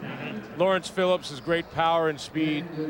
Troy Davis, the quickness and the whole. They're different in a lot of ways, but just this guy, number 20, can electrify a crowd in a hurry, and in a heartbeat, he can go from the behind the line of scrimmage to your end zone. And because of that, he would get the nod in my book. This has been a very impressive drive for the Eskimos, and John Avery has been a big part of it for about 4 more yards there. And that certainly, and we should make one more, certainly doesn't take away anything from those other players. No. And I love to watch Charles Roberts play the game. Yeah, I like to watch Kelvin Anderson the other night, and the burst he put on late in the game to get over 1,000 yards. I mean, that was a nice performance. I mean, maybe we're just awestruck by Avery and his emergence. Well, I think defenses are awestruck by him. But I mean, coaches around the league are giving this guy a lot of credit, so we're not the only ones talking about number 20 for the Eskimos. Ricky Ray looks to the end zone. Roundtree had a chance to knock that into his other hand, or at least hold it up in the air for a split second and run underneath it. I thought off the interception. If Alfonso Roundtree knew he had lots of time, he would have gathered that one up. He thought he had a receiver right behind him. He wasn't sure what was behind him, you're right. Yeah, and because of that, he just went with the safe play to knock it down. Ray has to throw it quickly because Grace is in his face. But had Roundtree realized that there really wasn't a receiver, I mean, Jason Tucker was about 5 yards away and wasn't a threat to catch that one, he could have caught that. It's kind of like when you play hockey and you get your teammates go, you got time, so you don't pass the puck right away and get it out of there, right? Oh, yeah. Hockey talk from you. I heard you got a couple the other night. No. Didn't you score? Yeah. Didn't you get a goal or something? Oh! They'll fake this one and get the first down out of it. They got it. Robinson makes the catch on a fake field goal, so this Eskimo drive continues. John, it's one thing to fake a kick, whether it be field goal or punt, and surprise the team, and it's another thing to fake it, not surprise the return team and still have it work. Ricky Bell got out there and was in pretty good position to knock the ball down. And Jason Moss, who holds on field goals but is also a quarterback, obviously, makes no mistake. See, Gerald Vaughn wasn't fooled. He was up there.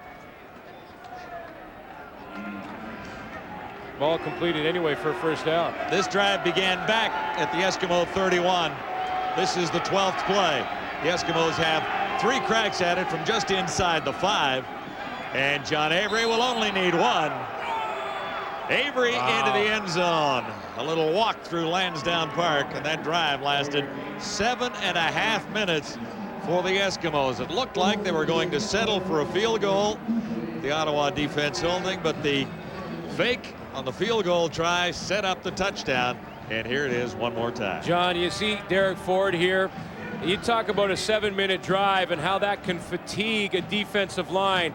He does a nice job to step over the cut block, but then just tries to arm tackle John Avery. And when you're on the field for over 7 minutes, that's where it starts to break down and the fatigue settles in. And when fatigue settles in, you usually start to drop off in the tackling department. So the tie is broken with a substantial field goal march, or touchdown march for the Eskimos. John Avery into the end zone. It's 27-20. Eskimos with a 79-yard drive for the touchdown and the lead. Here again, Brent Wallace. Thanks, Wellesley. I'm with Dave Jamieson, Director of Marketing and Communications for the Edmonton Eskimos. Site of this year's Grey Cup. Now, it was back in '97. You last hosted it. It's a huge success. How are things going this year? Brent, we're very excited to say that we've sold just under 50,000 tickets for the game. Capacity is just slightly over 50, so we're almost there. Plans are now in place for the entire week. The kickoff goes on Wednesday night. We've got the CFL Player Awards. We've also got the dinner on the Saturday night at the Shaw Conference Center. I mean, the whole week is falling into place, and obviously the game itself is, we're getting very close to a sellout. It's going to be great. You're hoping to be there, obviously. How are things going now?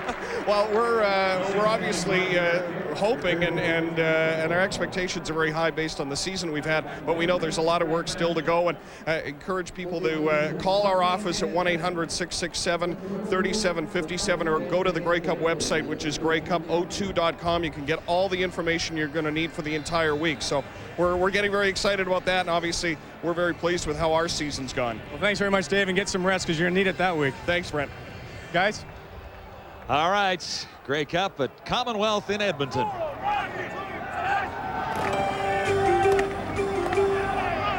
Well, Ronick for the Renegades out across the 35-yard line.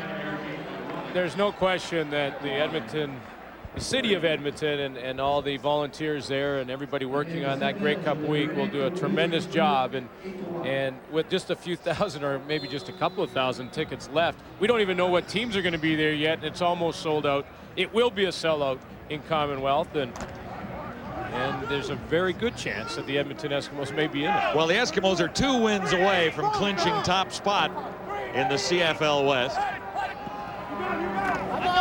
1 win might do it. Oh, almost intercepted after Oliver had to go off his hands.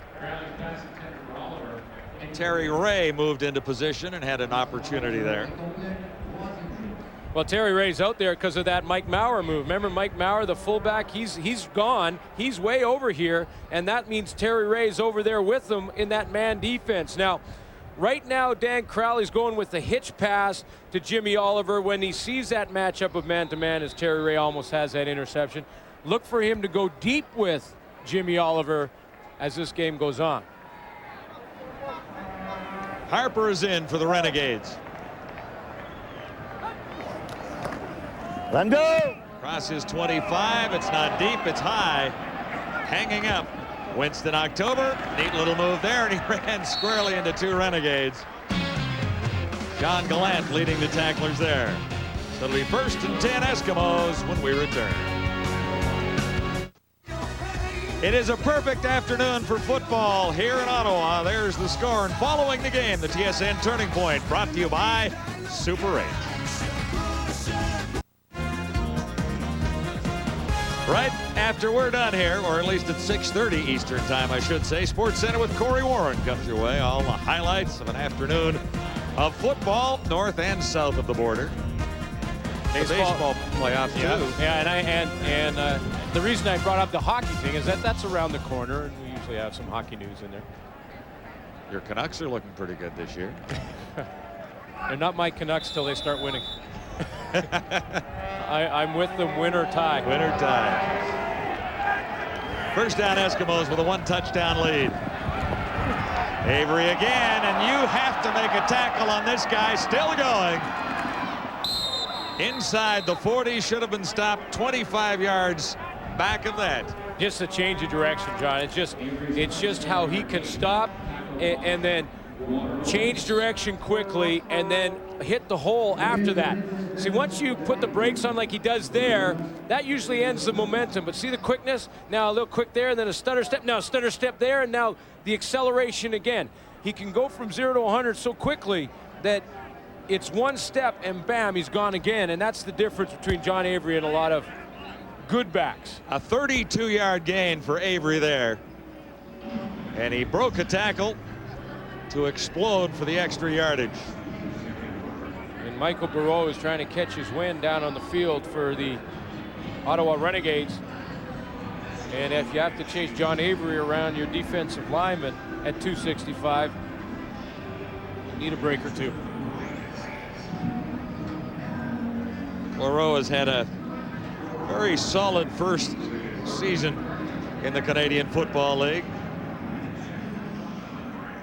Still being tended to down there, and we'll take a quick timeout. The Eskimos lead by a touchdown. John Avery has 2 this afternoon.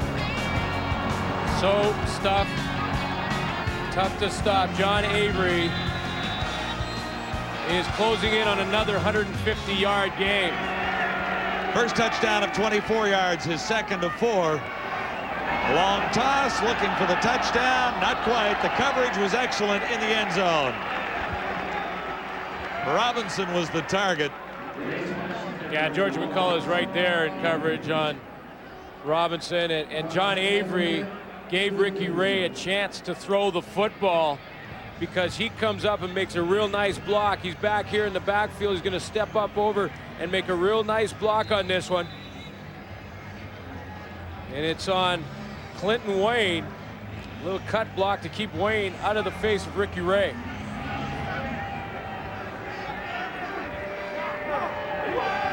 Second and 10. Eskimos near the 40. Ricky Ray will get another first down. Brazel has had a fine afternoon. He's number 84. Here's the timing. This is a timing pattern. Quarterback, 1, 2, 3, let go of the ball. Receiver turns around. That's how quick it happens. Now, if you're a corner standing out there, you have about 1.5 seconds to decide how you're going to play it. And basically, all you can do is push them out of bounds and just say, well, let's line up again, guys, because that one happened so quickly I didn't have time to even think about it. And a perfect pattern on the out. 10 yards is the game. Another Eskimo first down. Avery again. John Grace was waiting that time. You know, John, I think Chris Brazel is going to go and tell Ricky Ray that when he's on the short side of the field, Ricky Bell keeps climbing up on him. And what I mean by that is he gets into a bump and run situation.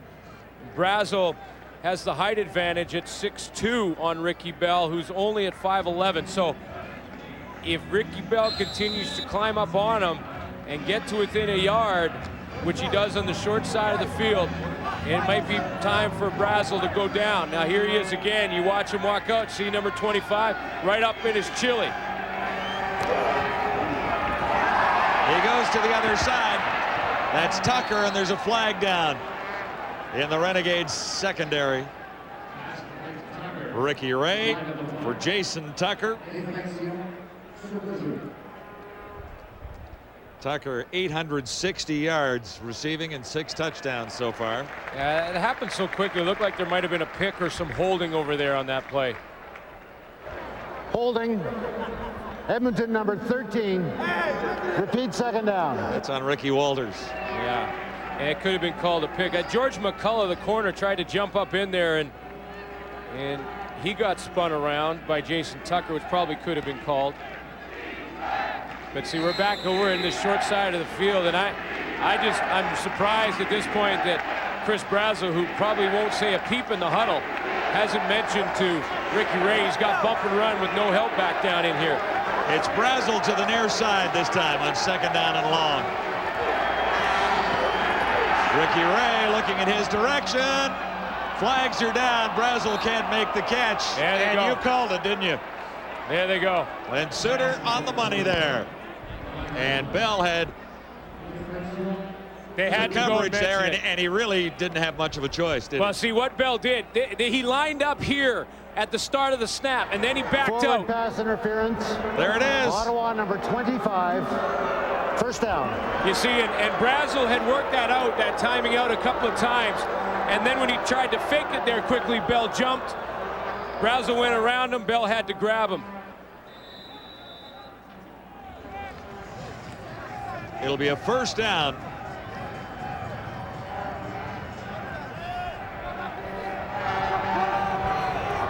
after a 20-yard gain. Eskimos are just inside the 15. What a fake by Ricky Ray. And there's the touchdown toss. Jason Tucker. That was a pretty play. Well, you can't stop it. No, but the fake was absolutely terrific. Yeah. It really was. That's my point. I agree with you 100%, John. You can't stop it. You get the great fake there. That gives Ray time. He stands over here. Jason Tucker runs two patterns. One that takes him to the corner, another that bends him back across the middle. There he is in the middle catching the touchdown. His pattern initially was to run to the corner to the sideline. That pattern was covered, but Ray had so much time that Tucker was allowed to bend back, go into the middle, and then Ray just hit him with it. That's a couple today for Tucker, and 5 touchdowns in 2 games is the total, and we've got a quarter to go. A quarter in 3 minutes. So the Eskimos have come out and fired up the offense with a couple of quick touchdowns and a 34-20 lead. Well, this guy's having a pretty nice day, isn't he? He had nice time there, too. And when you have time, watch Tucker. He goes down here, rots his first pattern there, and then this is the second part of it right there. If you can do this, Gerald Vaughn cannot cover this long. Look at this. There's a corner. Vaughn's okay there. He's recovering now. He turns back into the middle, and it's like now chasing around. You can't cover anybody that long, let alone Jason Tucker. And Ricky Ray did a nice job of selling it. A great fake, and he finds Tucker for his second of the afternoon. It's 34-20 for the visiting Eskimos. And a crucial series now for Dan Crowley and the Renegade offense. They have to answer here late in the third quarter. DJ Flick runs into solid special teams coverage by the Eskimos. Quincy Coleman over to make the tackle there. This is really, you see a nice hit on the special teams. Edmonton taking care of all 3 phases of the game right now. Really a defining sort of series now for this offense, because if Dan Crowley can put a series together and stay in this game right now, then their playoff hopes, in my mind, stay alive. And it really, this series is crucial. Well, with the way the battle is going in the East, Hamilton currently second, Toronto third, and Ottawa sitting in fourth, but only 4 points back of the Tiger Cats. Jimmy Oliver on the slant, a little high hurdle maneuver there, stays in bounds down the sidelines. Hang on, they called him out. Well, both near midfield. I thought he tight-roped it down the sideline, didn't you? Yeah, I did. I really did. That was right below us. But there's a flag back at the 50, so that might be one of the reasons, too. Well, both officials went over and marked that he stepped out of bounds. It sure didn't look like it to me. Illegal contact on a receiver. Edmonton number 5. Declined. First down. Well, that would have been declined anyway. So it comes down to where he did tightrope the sideline, because I agree with you, John. I mean, it was very close, and because of the type of field here, it's maybe not quite as defined along that white sideline, but you're going to see Jimmy Oliver here just tightrope walk it down here. That's a good jump to get around that tackle. Now here he goes. 1 step, 2 step. I thought he stayed in bounds. We lost his feet there on those last 3. Gain of 16, and Crowley is decked. Oh, boy. Glenn Young, number 55, got there, and Dan Crowley knows he's had a visitor. Everybody, when you're a kid and playing football in the parking lot, wherever you're playing on the, look at this. You want to play quarterback, right? Everybody wants to be the quarterback. Yeah, you see things like that, you might want to think about that again. See, that's why you moved to safety after your great years at Carson Graham, right? Well, you just, Carson Graham?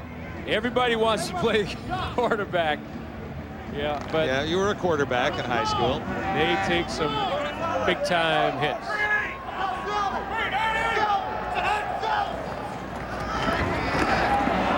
Well, game as ever, Dan Crowley, but he won't get anywhere near a first down after taking the sack.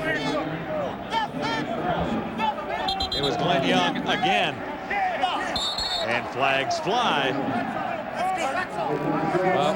Carl Coulter, I believe, will be called with a little retaliation on the sideline. He got in a bit of a pushing match with Jack Kellogg and some frustration. I think, you know, Carl Coulter is a veteran, also understood the importance of that series. Now, they're going to have to punt the ball. If the defense can hold, they'll get another chance at that crucial series, but that's a big if with the way Edmonton's offense is playing. Coulter understands how important that series was. They got the big hit on Crowley, put him in a hole. Yeah, it was second in a bunch for Ottawa after the sack, and they're still discussing what the infraction will be. Objectionable conduct. Ottawa number 51, third down. So that will move Harper back to the 20 for this third down kick. And you know, both the veteran Carl Coulter and Dan Crowley understanding how important this series is. He gets up, he's frustrated with it.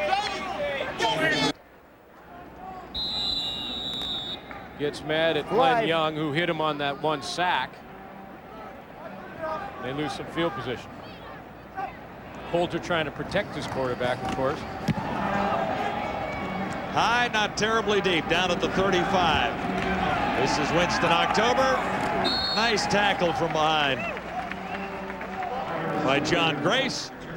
But still, the Eskimos will have a pretty good place to begin out near the 40-yard line. Off to Vancouver for Wendy's Friday Night Football. Next week, it'll be the Stampeders in town, still battling for a playoff spot after an impressive win over the Tiger Cats, and the Lions rolling right along 7-1 under Adam Rita. Yeah, they had to go right down to the fourth quarter versus Toronto yesterday to pull out a victory, and a nice screen play to Sean Millington to get it done. Damon Allen playing very good football under Adam Rita. So the West is an interesting battle. Here's Ricky Ray rolling left, John Grace in pursuit, and Ray trying to slide safely in front of a couple of Renegades down there.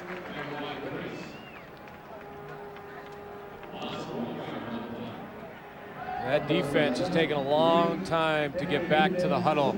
They've been on the field quite a while, and they're just sort of walking back. Michael Barreau, number 92, he's got his hands in his hips, and I always think of that as an indication where those defenders kind of get their hands in their hips, and they kind of just, they stand there, and, you know, they're not in their stance, and the ball's coming out now. The offense coming out over the ball, and it takes them a long time to get down there and get ready. That fatigue is starting to settle in. This should be the last play of the third quarter. Ricky Ray can't find a target, now looks that way for Terry Vaughn, and he couldn't spin around to make the catch. That's the first time I think Ricky Ray was a bit off the mark all game long. Just behind his intended target there. The Eskimos have come out in the second half and opened a 14-point lead. Well, one way to control a football game is to not let the other team play. Edmonton controlled the time of possession clock there. John Avery, Schultze, could possibly end up with his fourth straight game with 150 yards rushing or more. You know, David, we've been highlighting John Avery, but I've also noticed that the system that Edmonton uses is so good in identifying a certain blocking pattern that works very well with what Avery does. Right there, see? Now, John Avery has multiple options on this play. He can do several things. He can hit it right up the middle. He can go out, he can bounce it to the line of scrimmage, bounce it outside, or he can look for the cutback lane. Why is that so important? Because you want to coordinate what your running back does best with the type of blocking. That is a zone stretch blocking pattern where every offensive lineman comes off the ball, blocks an area, blocks that defensive lineman, then allows the running back to go wherever the heck he wants to go. The offensive lineman has no idea where John Avery's going. That may sound like a bad thing, but in that system, it's the perfect blocking pattern, Matty. Yeah, Schultz, we saw early in the game the Renegades defense really concentrating on Avery and trying to take him out of the football game. Well, Avery's gotten off since then and gone well over 100 yards, and it sets up this type of play here. You can play action to him now because the defense is strictly going to have to stop or try to stop Avery. So that's exactly what they do. And then Ray finds Jason Tucker, who's continuing to work for the young quarterback in the back of the end zone on Gerald Vaughn, wide open for Tucker's fifth TD in the last 2 games, John. He is on fire. And so is this Edmonton team. I don't know what's happened here in the third quarter. We had a tight ball game, and all of a sudden Edmonton's blown this thing out. And they've done it by controlling the football. Time of possession, 28 minutes to 16 minutes. And even when Ottawa does stop Edmonton, guess what they do? They fake the field goal. I don't know why teams don't do this more often. You're going to see the Edmonton guy right here off the edge sneak out. It's up to the DB here to cover him. He is thinking, well, they're just going to kick the field goal here, right? No, wrong. And he's just a couple of steps behind. Does a great job of reacting, but Robinson gets it to the flat, makes the catch, and Edmonton scores a touchdown. They dominated in every facet. Early in the second quarter, Ottawa led 17-6. Since then, they've been outscored 28-3. Ready for the final quarter here at Frank Clair Stadium. A third down punting situation.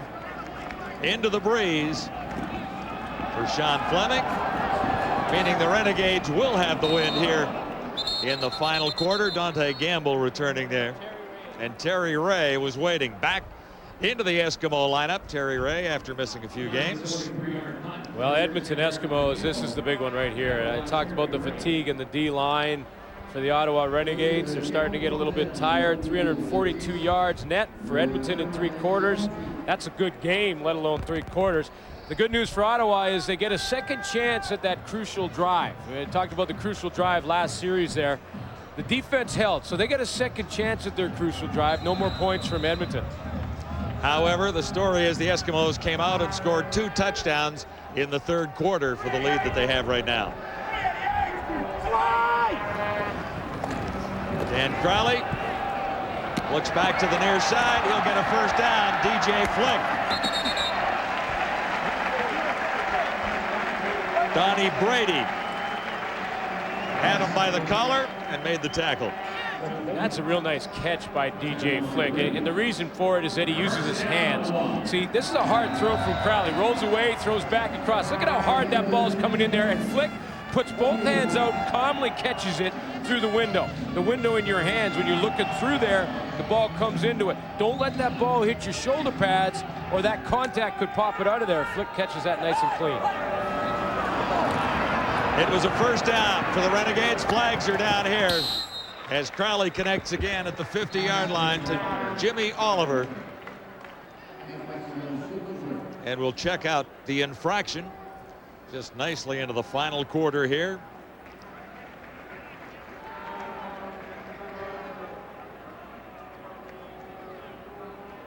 Jimmy Oliver, easily the leading receiver in Ottawa this season. Yeah, it's kind of been a offside. Edmonton number 95. Repeat, first down. A bit of a revolving door at the receiving spots for the Ottawa Renegades this year, but Jimmy Oliver has been the constant. This will be 1st and 5 for Dan Crowley and the Ottawa Renegades near the Eskimo 50. Ronick, head down. He'll have another first down. There have been some bright spots for these Renegades this afternoon, including holding the Eskimos to 20 points in the first half and finishing that first half even at 20-20. Yeah, they kind of lost John Avery there in the third quarter. Ronick's going to pick up a first down, a little stutter step, and then cuts right in there to Terry Ray, who puts the first hit on him but can't wrap up. Ronick's pretty low to the ground. They got a bit of a drive going, this second chance at the crucial drive. Ronick averaging 5.8 yards a carry on the season. Crowley stands in, looks deep. Montana the target. And Jackie Kellogg was covering. Crowley saw his receiver a little bit open and fired a little far. However, he does have the wind at his back here in the fourth. That might have affected it. Yeah, Montana got a little turned around there, trying to run under that football. His passing percentage dropping a little bit, but every time you go deep, your percentage of completing it drops drastically. Well, number of yards for Crowley, not there. He's under 100 at this point. And again, Ottawa looking at 2nd and 10. Crowley has Ronick, and he was wrapped up in a hurry on that little screen. Ray was there. You know, but 2 first downs there from Dan Crowley at least gave Joe Paopau's defense a bit of a rest. And now Joe is going to try and kick the football, punt it into the corner. You almost think he's getting close to that 3-down football territory, but not quite yet. 12 minutes is plenty of time. Punt it down into the corner. You've given your defense a couple of first down rest. So now it's got to try and get a 2 and out and see if you can play in Edmonton's side of the field.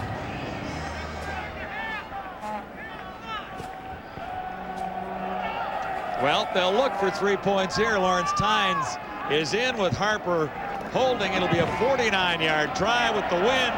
But the Renegades back, and Lawrence Tynes would have made it from about 20 yards further back, don't you think? Take the 3 points. Could have kicked it from 60. Here's what's ahead on TSN this afternoon. The Grand Prix of the Americas will follow CFL football from Ottawa.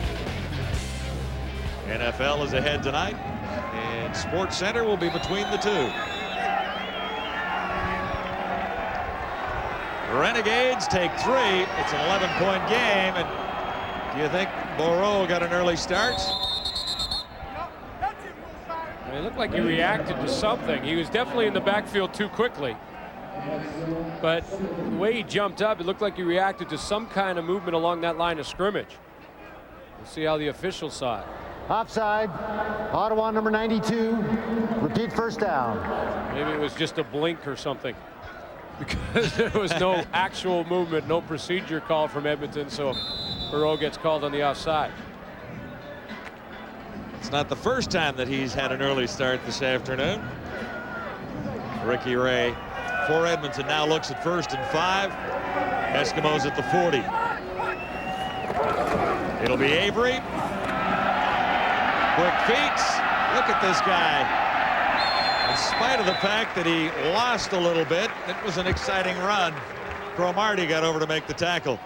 Takes all of the Renegades to corral him, but you know, the Renegades since the first half, or at least partly through the third quarter, have been rallying. The play's designed to go this way, and he ends up going this way, but watch the black jerseys. As John Avery cuts back, they realize that one guy's not going to be able to bring him down, so the pursuit is on, and by the time they get him down 1, 2, 3, 4, 5, 6, 7, 8 in the vicinity, John Avery. He lost a yard. Ricky Ray, shotgun. Looks to the near side. Oh! Well, Ricky Ray Gamble had a hand on it. Ricky Ray went over. He's going to talk to Rick Walters. Ricky Ray let go of the football just as Rick Walters broke off his pattern and turned up the field. Walters was running a down and out, like just basically an out to the sideline. And as Ricky Ray rolled out, he tried to throw it over there. Watch how this play progresses. Now Ray keeps moving to his left, and you're going to see, wait to the left of your screen, just up at the top, Ricky Walters has turned the corner and gone down the field, and that left Dante Gamble all alone. He just couldn't hang on. Into the wind. DJ Flick returns for the Renegades. Stop there, right on the 45. 1st and 10 Ottawa when we return to Frank Clair Stadium with the Eskimos on top, 34-23. An injury on the field and another on the sidelines. Here's Brent Wallace. Thanks, Wells. I just spoke to A.J. Gass. So you can see in crutches, he said he thinks his knee's pretty bad. It's his left knee. He injured in the second quarter. He'll have it reevaluated tomorrow, but he says things don't look very good. Guys? It's a tough break for A.J. Gass. What a season he's put together. Leading the team in tackles with 58, and you know, sometimes you may expect the middle linebacker to lead the league in tackles, but he plays beside Terry Ray and Singor Mobley. So they have to share those down there, don't they? Yeah, they share them, and he leads the way, so that's a tough break. They've been playing Glenn Young back there a little bit, and they also can play the extra defensive back, so put Glenn Young, who's very versatile for the Edmonton Eskimos this year. And for the Renegades, Nigel Williams, the injured player, he's off on the sidelines now. First down, Ottawa. This is Ronick. Nice play there. Ronick has a head of steam. Ran over one. It'll be a first down, Ottawa. Malcolm Frank over to make the tackle, and a little spirit in the Renegades down there right now, trailing 34-23. Well, I think they're getting a bit of lift and momentum because of their defense. That's back-to-back stops from the Renegade defense against this explosive Edmonton offense. So now this offensive team for Ottawa is starting to get a little bit more momentum and move it down the field. Crowley on first down and on the money. Reggie Jones has a first down, playing his first game for Ottawa.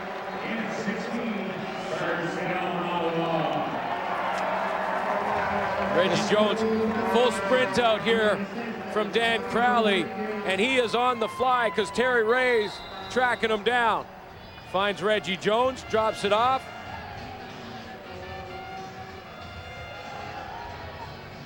Crowley gets outside containment. Just under 9 minutes to go. A 15-yard gain. First down, Ottawa. Crowley, hot hand right now, gets a completion, and the hit follows immediately on Josh Ronick. Well, you see, Ronick and Dan Crowley are banking on the fact that Terry Ray is going to go with the flow. And Terry Ray stayed home. See, here he is right here. They're banking that he'll fly this way. You know what? He doesn't do it. He stays home on the backside. He just float back here. I'm waiting. I'm waiting. I'm not going over there in motion with you guys. And he is right there to put the hit on Ronick. Ray limits the gain to 3. This is 2nd and 7, Ottawa. Crowley shotgun. Got a target. It's Ronick again, and he'll have the first down inside the 20. Coleman over to make the tackle. Here's how the loss of A.J. Gass can affect that Edmonton defense. Glenn Young here is not used to covering outside on Ronick, and he's going to fly out there on Ronick. And not only is Glenn Young not used to covering, but Jack Kellogg is not used to working with Glenn Young in coverage. The two collide. You're going to see it again. Look at Kellogg right here, coming in, and bam, he collides right there with Glenn Young, leaves Ronick open to the outside. 13-yard gain. Crowley stands in. Can he get it away? Not this time. Dropped at the 25. Albert Reese, number 95, got to the Ottawa quarterback. You know, and you got to give Glenn Young some credit because of his versatility. I mean, he's a guy who's played defensive end for Edmonton. He's played linebacker in different spots, and, you know, he's just not used to covering backs out of the backfield like that. And maybe more importantly is working together with a defensive back, and that's, again, a communication thing. You know, Jack Kellogg will say, hey, you switch him off, and I'll take Ronick on the outside. They collide and give him a play, but Ottawa needs a couple more. Loss of 5. This is 2nd and 15. Crowley moving quickly. Can he get the touchdown toss here down to the 1? Reggie Jones made the catch and almost made the end zone. Like the spirit of these Renegades right now, Glenn. Watch how Dan Crowley is using momentum and motion. He rolls in and then throws back across the flow. Now, as a free safety or a defensive back there, you're going to go with the rollout. You're going to slide across the field with the rollout with Dan Crowley. He throws back against the grain to Reggie Jones. He just wanted a touchdown. And he almost got it in his first CFL game. 3 cracks at it for Ottawa now from the 1-yard line. A chance for a big finish here for the Renegades. Crowley is in, a flag is down. However,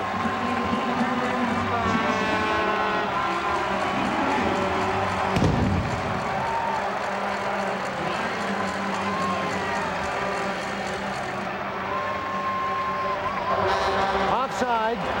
Edmonton number 97, decline, touchdown. Well, we got a game. This is still one of the great football stadiums in Canada. In Lansdowne Park, Frank Clair Stadium. And football is back in the nation's capital. What would the Argos give for a stadium like this in Toronto? Oh, yeah. And, you know, the players love the playing surface. They think this surface, they're going to go for two. They were at least lined up to go for Timeout. Edmonton. Eskimos call a timeout. Now, they had to burn their timeout because they weren't prepared for Joe Palpau to go for the two-point convert. Now, you only get one timeout per half. Could be crucial, couldn't it, as we head into the final 6 minutes. 5 minutes and 50 seconds remain in the final quarter, and the Renegades have turned this into a ball game. Well, here's another look at the touchdown. Glenn Young trying to fill between the guard and the tackle gap. A nice surge. Carl Coulter leading the way. That big veteran offensive lineman. He's 4 or 5 yards deep in the end zone. And he basically says to Dan Crowley, hey, you just follow me. We'll get you there. Renegades are going for two. Why not? They've been on a nice roll on this drive. There it is. Reggie Jones makes it an 8-point play. That's ready for a big huge for the Renegades. We got a finish coming up. Great drive by Dan Crowley. 5 for 5, 61 yards, and he finished it off with a touchdown himself and then a 2-point strike. Well, 5 for 5 on the drive. He comes out, plays aggressively. He's just really, they're playing like they have nothing to lose now, and they've got it to within 3. Maybe most importantly out of that 9-play drive is the fact that the defense has had 2 stops in a row. Can they get the third? We'll find out here. This is Winston October. Oh, baby. Special teams coverage, excellent for the Renegades as Darren Joseph hammers October there. Yeah, a couple drives, a 9-play drive, get your special teams pumped up. 9 plays, 65 yards, took up 4 minutes, 45 seconds. Crowley also added the 2-point convert. Now, can the defense hold for a 3rd straight time against this Edmonton offense? And now 5 minutes and 40 seconds remain in the final quarter here at Frank Clair Stadium. What's on the line? Well, the Renegades still have a shot at the playoffs if they can come back and pull off a victory here.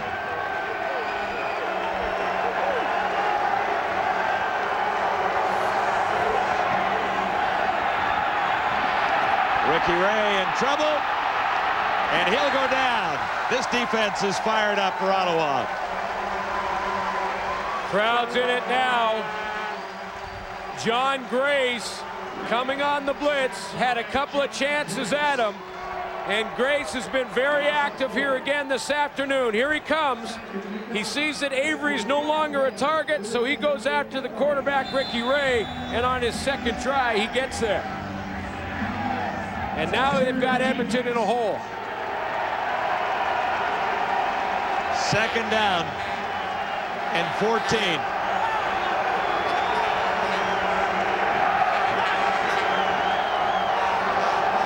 You can hear the roar at Frank Clair right now. Out of bounds on the toss. Well played. Tucker was the target, and Bell was covering. Ricky Bell has put it on the line a little bit. He had some problems in the 1st quarter, but he's been up in bump and run coverage. This time he's on Jason Tucker. He's up on the line, playing aggressively, and plays that one perfectly. Waits to the very last second to look back to the football and is stride for stride with Jason Tucker down the sidelines. So the defense gets the 3rd straight stop, and the momentum is building for Ottawa. Live. It's a 3-point game with the Eskimos on top, 34-31. Fleming back at his own 1-yard line. Renegade should get pretty good field position, at least in midfield and a little bit more. Dante Gamble losing a little bit. In fact, he lost about 7. Can he get a little back? Well, lost about 4 on the return, but still, it'll be 1st and 10 for the Renegades when we return. 1st down, Renegades at the 50. Into the final 4 minutes here. Crowley. Oliver couldn't make the catch. Crowley hurried that one just a little bit. The last drive was terrific for Dan Crowley. 61 yards And he was perfect, 5 for 5. Well, and in that 5 for 5 series, he was doing a lot of rollout, throwing back across the middle. That time he starts this series with a quick hitch out there to Jimmy Oliver. My thought is that if you're setting up a deep pass to Oliver, maybe you start out with a hitch early. Oliver up at the top of your screen right there.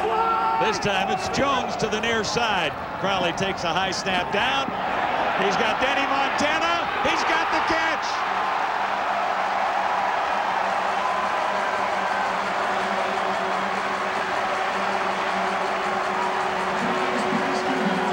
This place is going wild. See the hitch pass, even though this deep one is not to Jimmy Oliver, that hitch pass just tells the defensive back on first down that we're going to just work it down the field. On second down, they try and throw it deep. Danny Montana, boy, I tell you what, he hauls in this catch. This is a lot tougher catch than Danny Montana makes it look. Over that shoulder, flips around. As he's going out of bounds, he's got to be conscious of where his feet are. Yeah, it really was something, wasn't it? Keeps both feet in bounds. He only needs one, of course, but he keeps both in there. Over the shoulder catch. That's a tough one to make. 43-yard reception for Danny Montana. Here are the Renegades. Set up with the Eskimos 17, trailing by 3. Crowley has been sharp here in the final quarter. Damon Hodge, another newcomer, can't bring that one down. 3-minute warning here at Frank Clair Stadium. Ready for a big finish? The warning is the finish is coming up. We're ready for a great finish on Sunday afternoon and look forward to Wendy's Friday Night Football from the stadium at BC Place. Stamps and the Lions. You know, Calgary still has a chance, BC winning, but Calgary and BC play 2 more times before the end of the year. That's the first one. That'll be fun. It's a great race in the West with all 5 teams involved. Renegades trying to stay in the East. And this one is whistled down. It was 2nd and 10. And there was early movement down there. Timing is everything. Terry Ray on the edge was trying to time up a blitz. And if you can time it properly, you're in the backfield before anything can develop. If you can't, this is what happens. Offside, Edmonton number 28, still 2nd down. That's a huge play for Ottawa from 2nd and 10 to 2nd and 5. Yeah, it really is, because now you don't have to force the ball down into coverage. You can dump it off to your back on 2nd and 5, and he can pick up first down yardage. Crowley is hit for 100 yards passing here in the 4th quarter, and that's why the Renegades are back in it. Here's Crowley running safely to the 5, tries to go down there. He was looking to slide, and he couldn't get down. Mobley held him up and then put him down. Crowley's going to put 4 receivers out this side and then Ronick this way. It's almost like a designed quarterback sweep. Singor Mobley right here, sort of lined up as the free safety, is really the only guy who's going to slide over and get a chance to tackle him. And Josh Ronick basically pushes him right into position to make that tackle.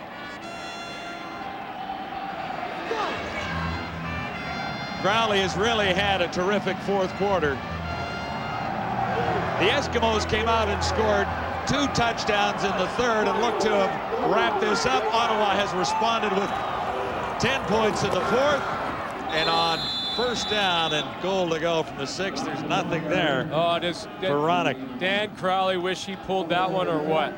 You know, the quarterback often has the option to pull it out of there and do sort of the naked bootleg. Alfred Payton commits in a hurry and is right down here. If he goes there, he has nothing but touchdown. Look at Alfred Payton commit so quickly to the run. He goes down and makes the tackle on Ronick. Crowley took a peek in there and went, oh, if I pull that one, pulled that one out and bootleg left. So this is 2nd and goal to go. Renegades are just outside the 5-yard line, trailing by 3 points. Less than 3 to go, final quarter. Crowley to the end zone, flag is down, no catch. Flag. But there is a flag down prior to the ball being fired into the end zone. Damon Hodge was the target. He ran out of real estate at the back. And the ball was thrown slightly high. I thought if Dan Crowley hit Josh Ronick in the flat initially, he might have had the touchdown anyway. I think this is against illegal contact on a receiver. Edmonton number 25. First down. There you go. 1:51 to go. The Renegades are still very much alive. Half the distance to the goal line. Quincy Coleman called illegal contact. That flag came out just prior to the ball going through the air. Yeah, so I think it was before the release that the flag came out. Yeah, so Coleman gets called illegal contact. That'll put it down around the 3-yard line. It'll be first and goal to go for the Renegades from there. Ronick. Oh, nothing. And he's stuffed. Nothing doing.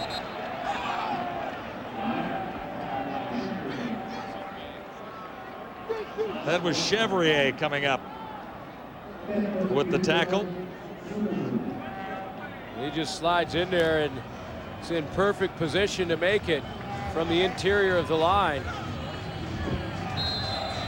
Pretty good block initially by Val St. Germain to get the linebackers out of there.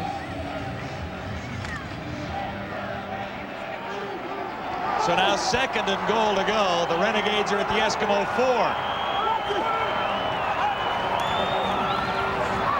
Crowley himself looks to throw and had to fire it into the end zone. That was not a well-designed play, or at least the Eskimos were waiting for it. That's right. They cut him off, and that's, see, Crowley, the only way this play works is if Dan Crowley can get outside of containment.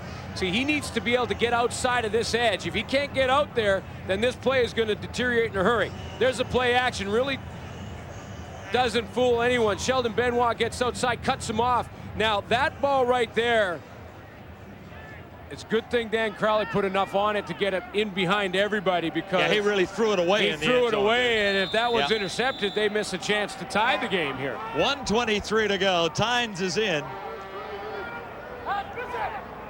A little chip shot here to tie it up. He's got it. We're all even at 34. What might have been for the Renegades on that drive when they had first and goal to go at the 3. Well, yeah, and they try to run on first down, and Alfred Payton, so quick to the football, cut that off, and then Sheldon Benoit in for A.J. Gass on second down, stops Dan Crowley from breaking containment. So now Tom Higgins is looking at a field goal to win this game and a good drive instead of a major to try and win it. Now, offensively, the Edmonton Eskimos have gone away from what have brought him here, and that's John Avery. One carry for Avery, which he lost a yard on in the 4th quarter. So again, it's the Renegades defense that has to come up big, and Avery is stuffed after a gain of maybe 1 yard. Moten has made a couple of big plays, another one there. Well, their entire defense has, and the defense more than anything is why the Renegades still have a chance, because in that 3rd quarter, Edmonton put 2 majors on the board. They're up by 14. Looked like it was trouble. Ottawa has now had 4 stops in a row in the 4th quarter. This defense has given the Ottawa Renegades a chance to win this game. This is the play of the game right here. Second down and 9. Ricky Ray has time. As Avery sliding out of the backfield, and Grace got over to make the stop there. What a big play by John Grace. John, that tackle by John Grace, and that is a tough thing to do. That's John Avery out there. Yeah, John Avery in space, and Grace comes up with the play. Look where he starts. Grace is right up there in the line. Now he's got to fly out there and try and cover John Avery. Now Avery's got a lot of field on each side. Look at that. He's got the sideline. He tries to go there and cut back, and no. Grace brings him down. What a tackle in the open field. Now, so it's 3rd down and 3. Dante Gamble had gone on to return the punt. Now he's off the field because Edmonton's gambling. Wait. Yeah, okay, now we got it. Now Alfred, there's all kinds of things going on now. Alfred Payton thought they were going to punt the ball. He was on the field for Edmonton. He just barely got off right now. Dante Gamble. They are going to have to punt now. This penalty's against Edmonton. Substitution, 13 men in the huddle. Edmonton, still third down. So there's no Gamble here on 3rd and 13. No.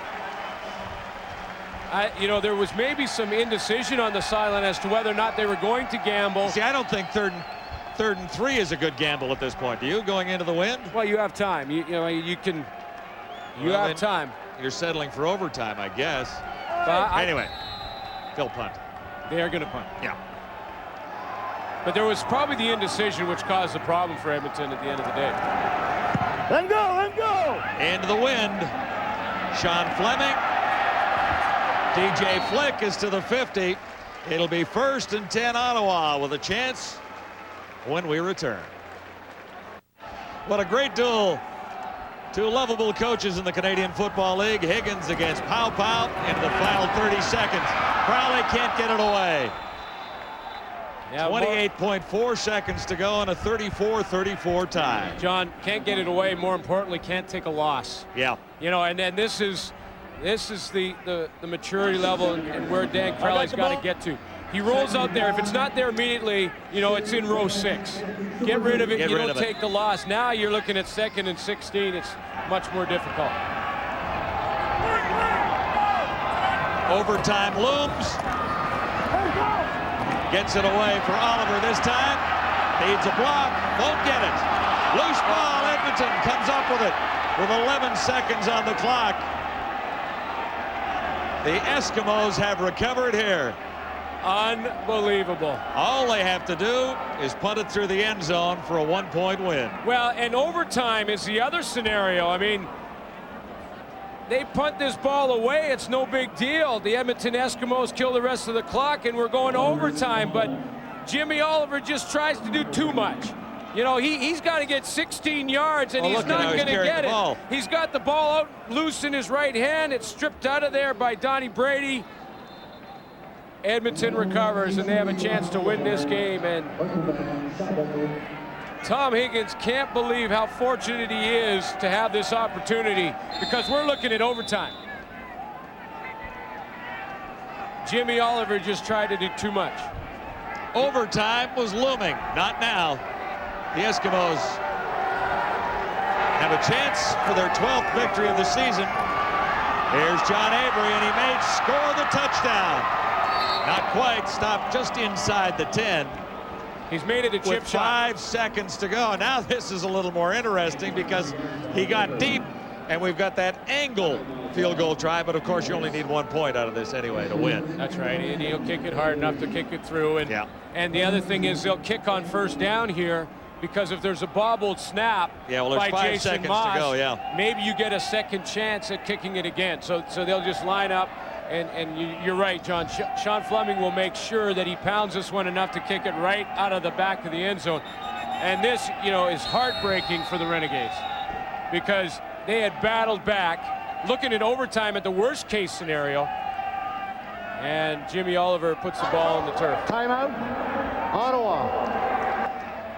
Thinking back to the first half when Sean Fleming put one off the upright. How do you explain the feelings going through the mind right now of Joe Pow Pow? I mean, this is Jimmy Oliver just, you know, he has 16 yards to try and get a 1st down.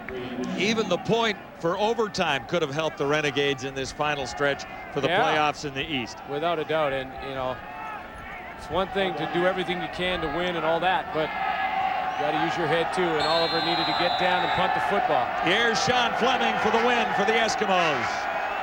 Spotted by Moss. He gets 3 with 2.7 seconds left on the clock at Frank Clair Stadium.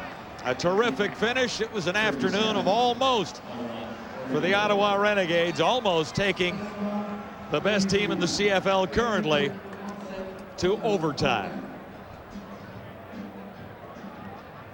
So the Eskimos don't quite clinch top spot in the CFL West with this effort this afternoon. However, they're darn close. For Joe Pow Pow, Yeah, I'm going to tell you what that feels like. That feels like someone has reached inside of you, grabbed your heart, and ripped it right out. And he's got to be so proud of his football team for battling back against the best team in the West Division. And overtime was right there for him. And Tom Higgins somehow found a way to win. And that's what this team has done all season long. Sometimes they don't win. Sometimes it's not pretty.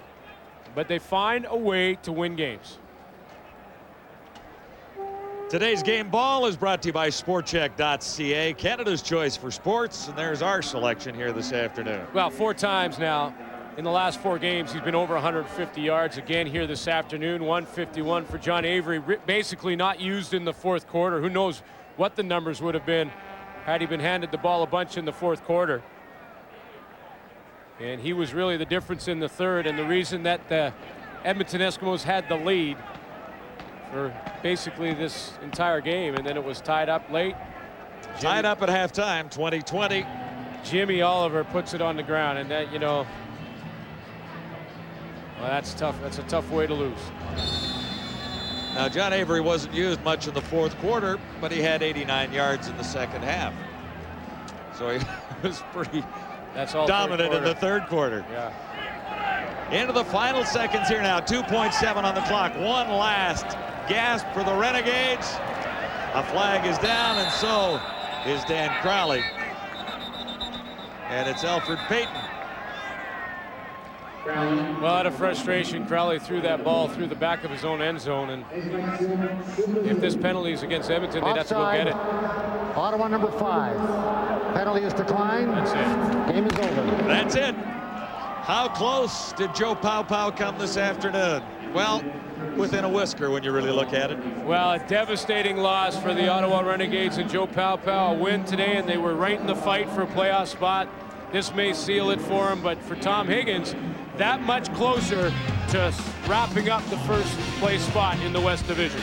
Higgins and the Eskimos, a showdown with the Alouettes next week. That'll be fun too.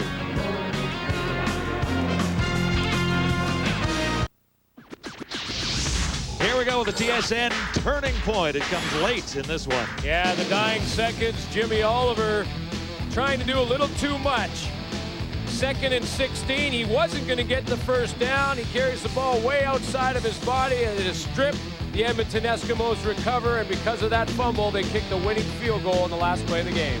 A cash donation will be made to the Canadian Coaches Association for the training and development of coaches across Canada. On behalf of TSN and Super 8, clean and friendly Super 8, all the room you need. Tough loss for Joe Pow on the right. One more of those terrific wins for Tom Higgins on your left.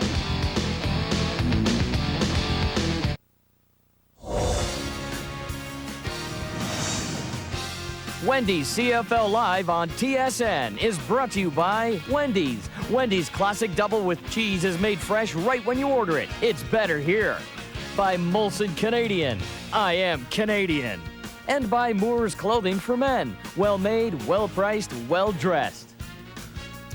Life just isn't fair when you're an expansion team. They battled back 14 points down after 3 quarters, but the Edmonton Eskimos are now 12-3. The teams in the West just keep on winning. Calgary, BC, Edmonton, Winnipeg and Saskatchewan are head-to-head right now. On behalf of our whole crew, including all the people behind the scenes, thanks for watching, everybody. Check us out on this coming Friday for Wendy's Friday Night Football. This is now a very important game. They all are in the West down the stretch. It'll be a good one, the Stamps and the Lions. This coming Friday, Wendy's Friday Night Football. The next edition of the TSN Sports Center coming your way at 6:30 Eastern, 3:30 Pacific. Corey Warren's got the scoop on everything that's been going on in the world of sports. Until then, CART is coming up, the Grand Prix of the Americas. Stay tuned for that. The Edmonton Eskimos get their 12th win of the season. They remain on top of the West. Well, it was another tough day for Josh Ronick and the Ottawa Renegades. Thanks for watching, everybody. You are watching TSN, Canada's sports leader.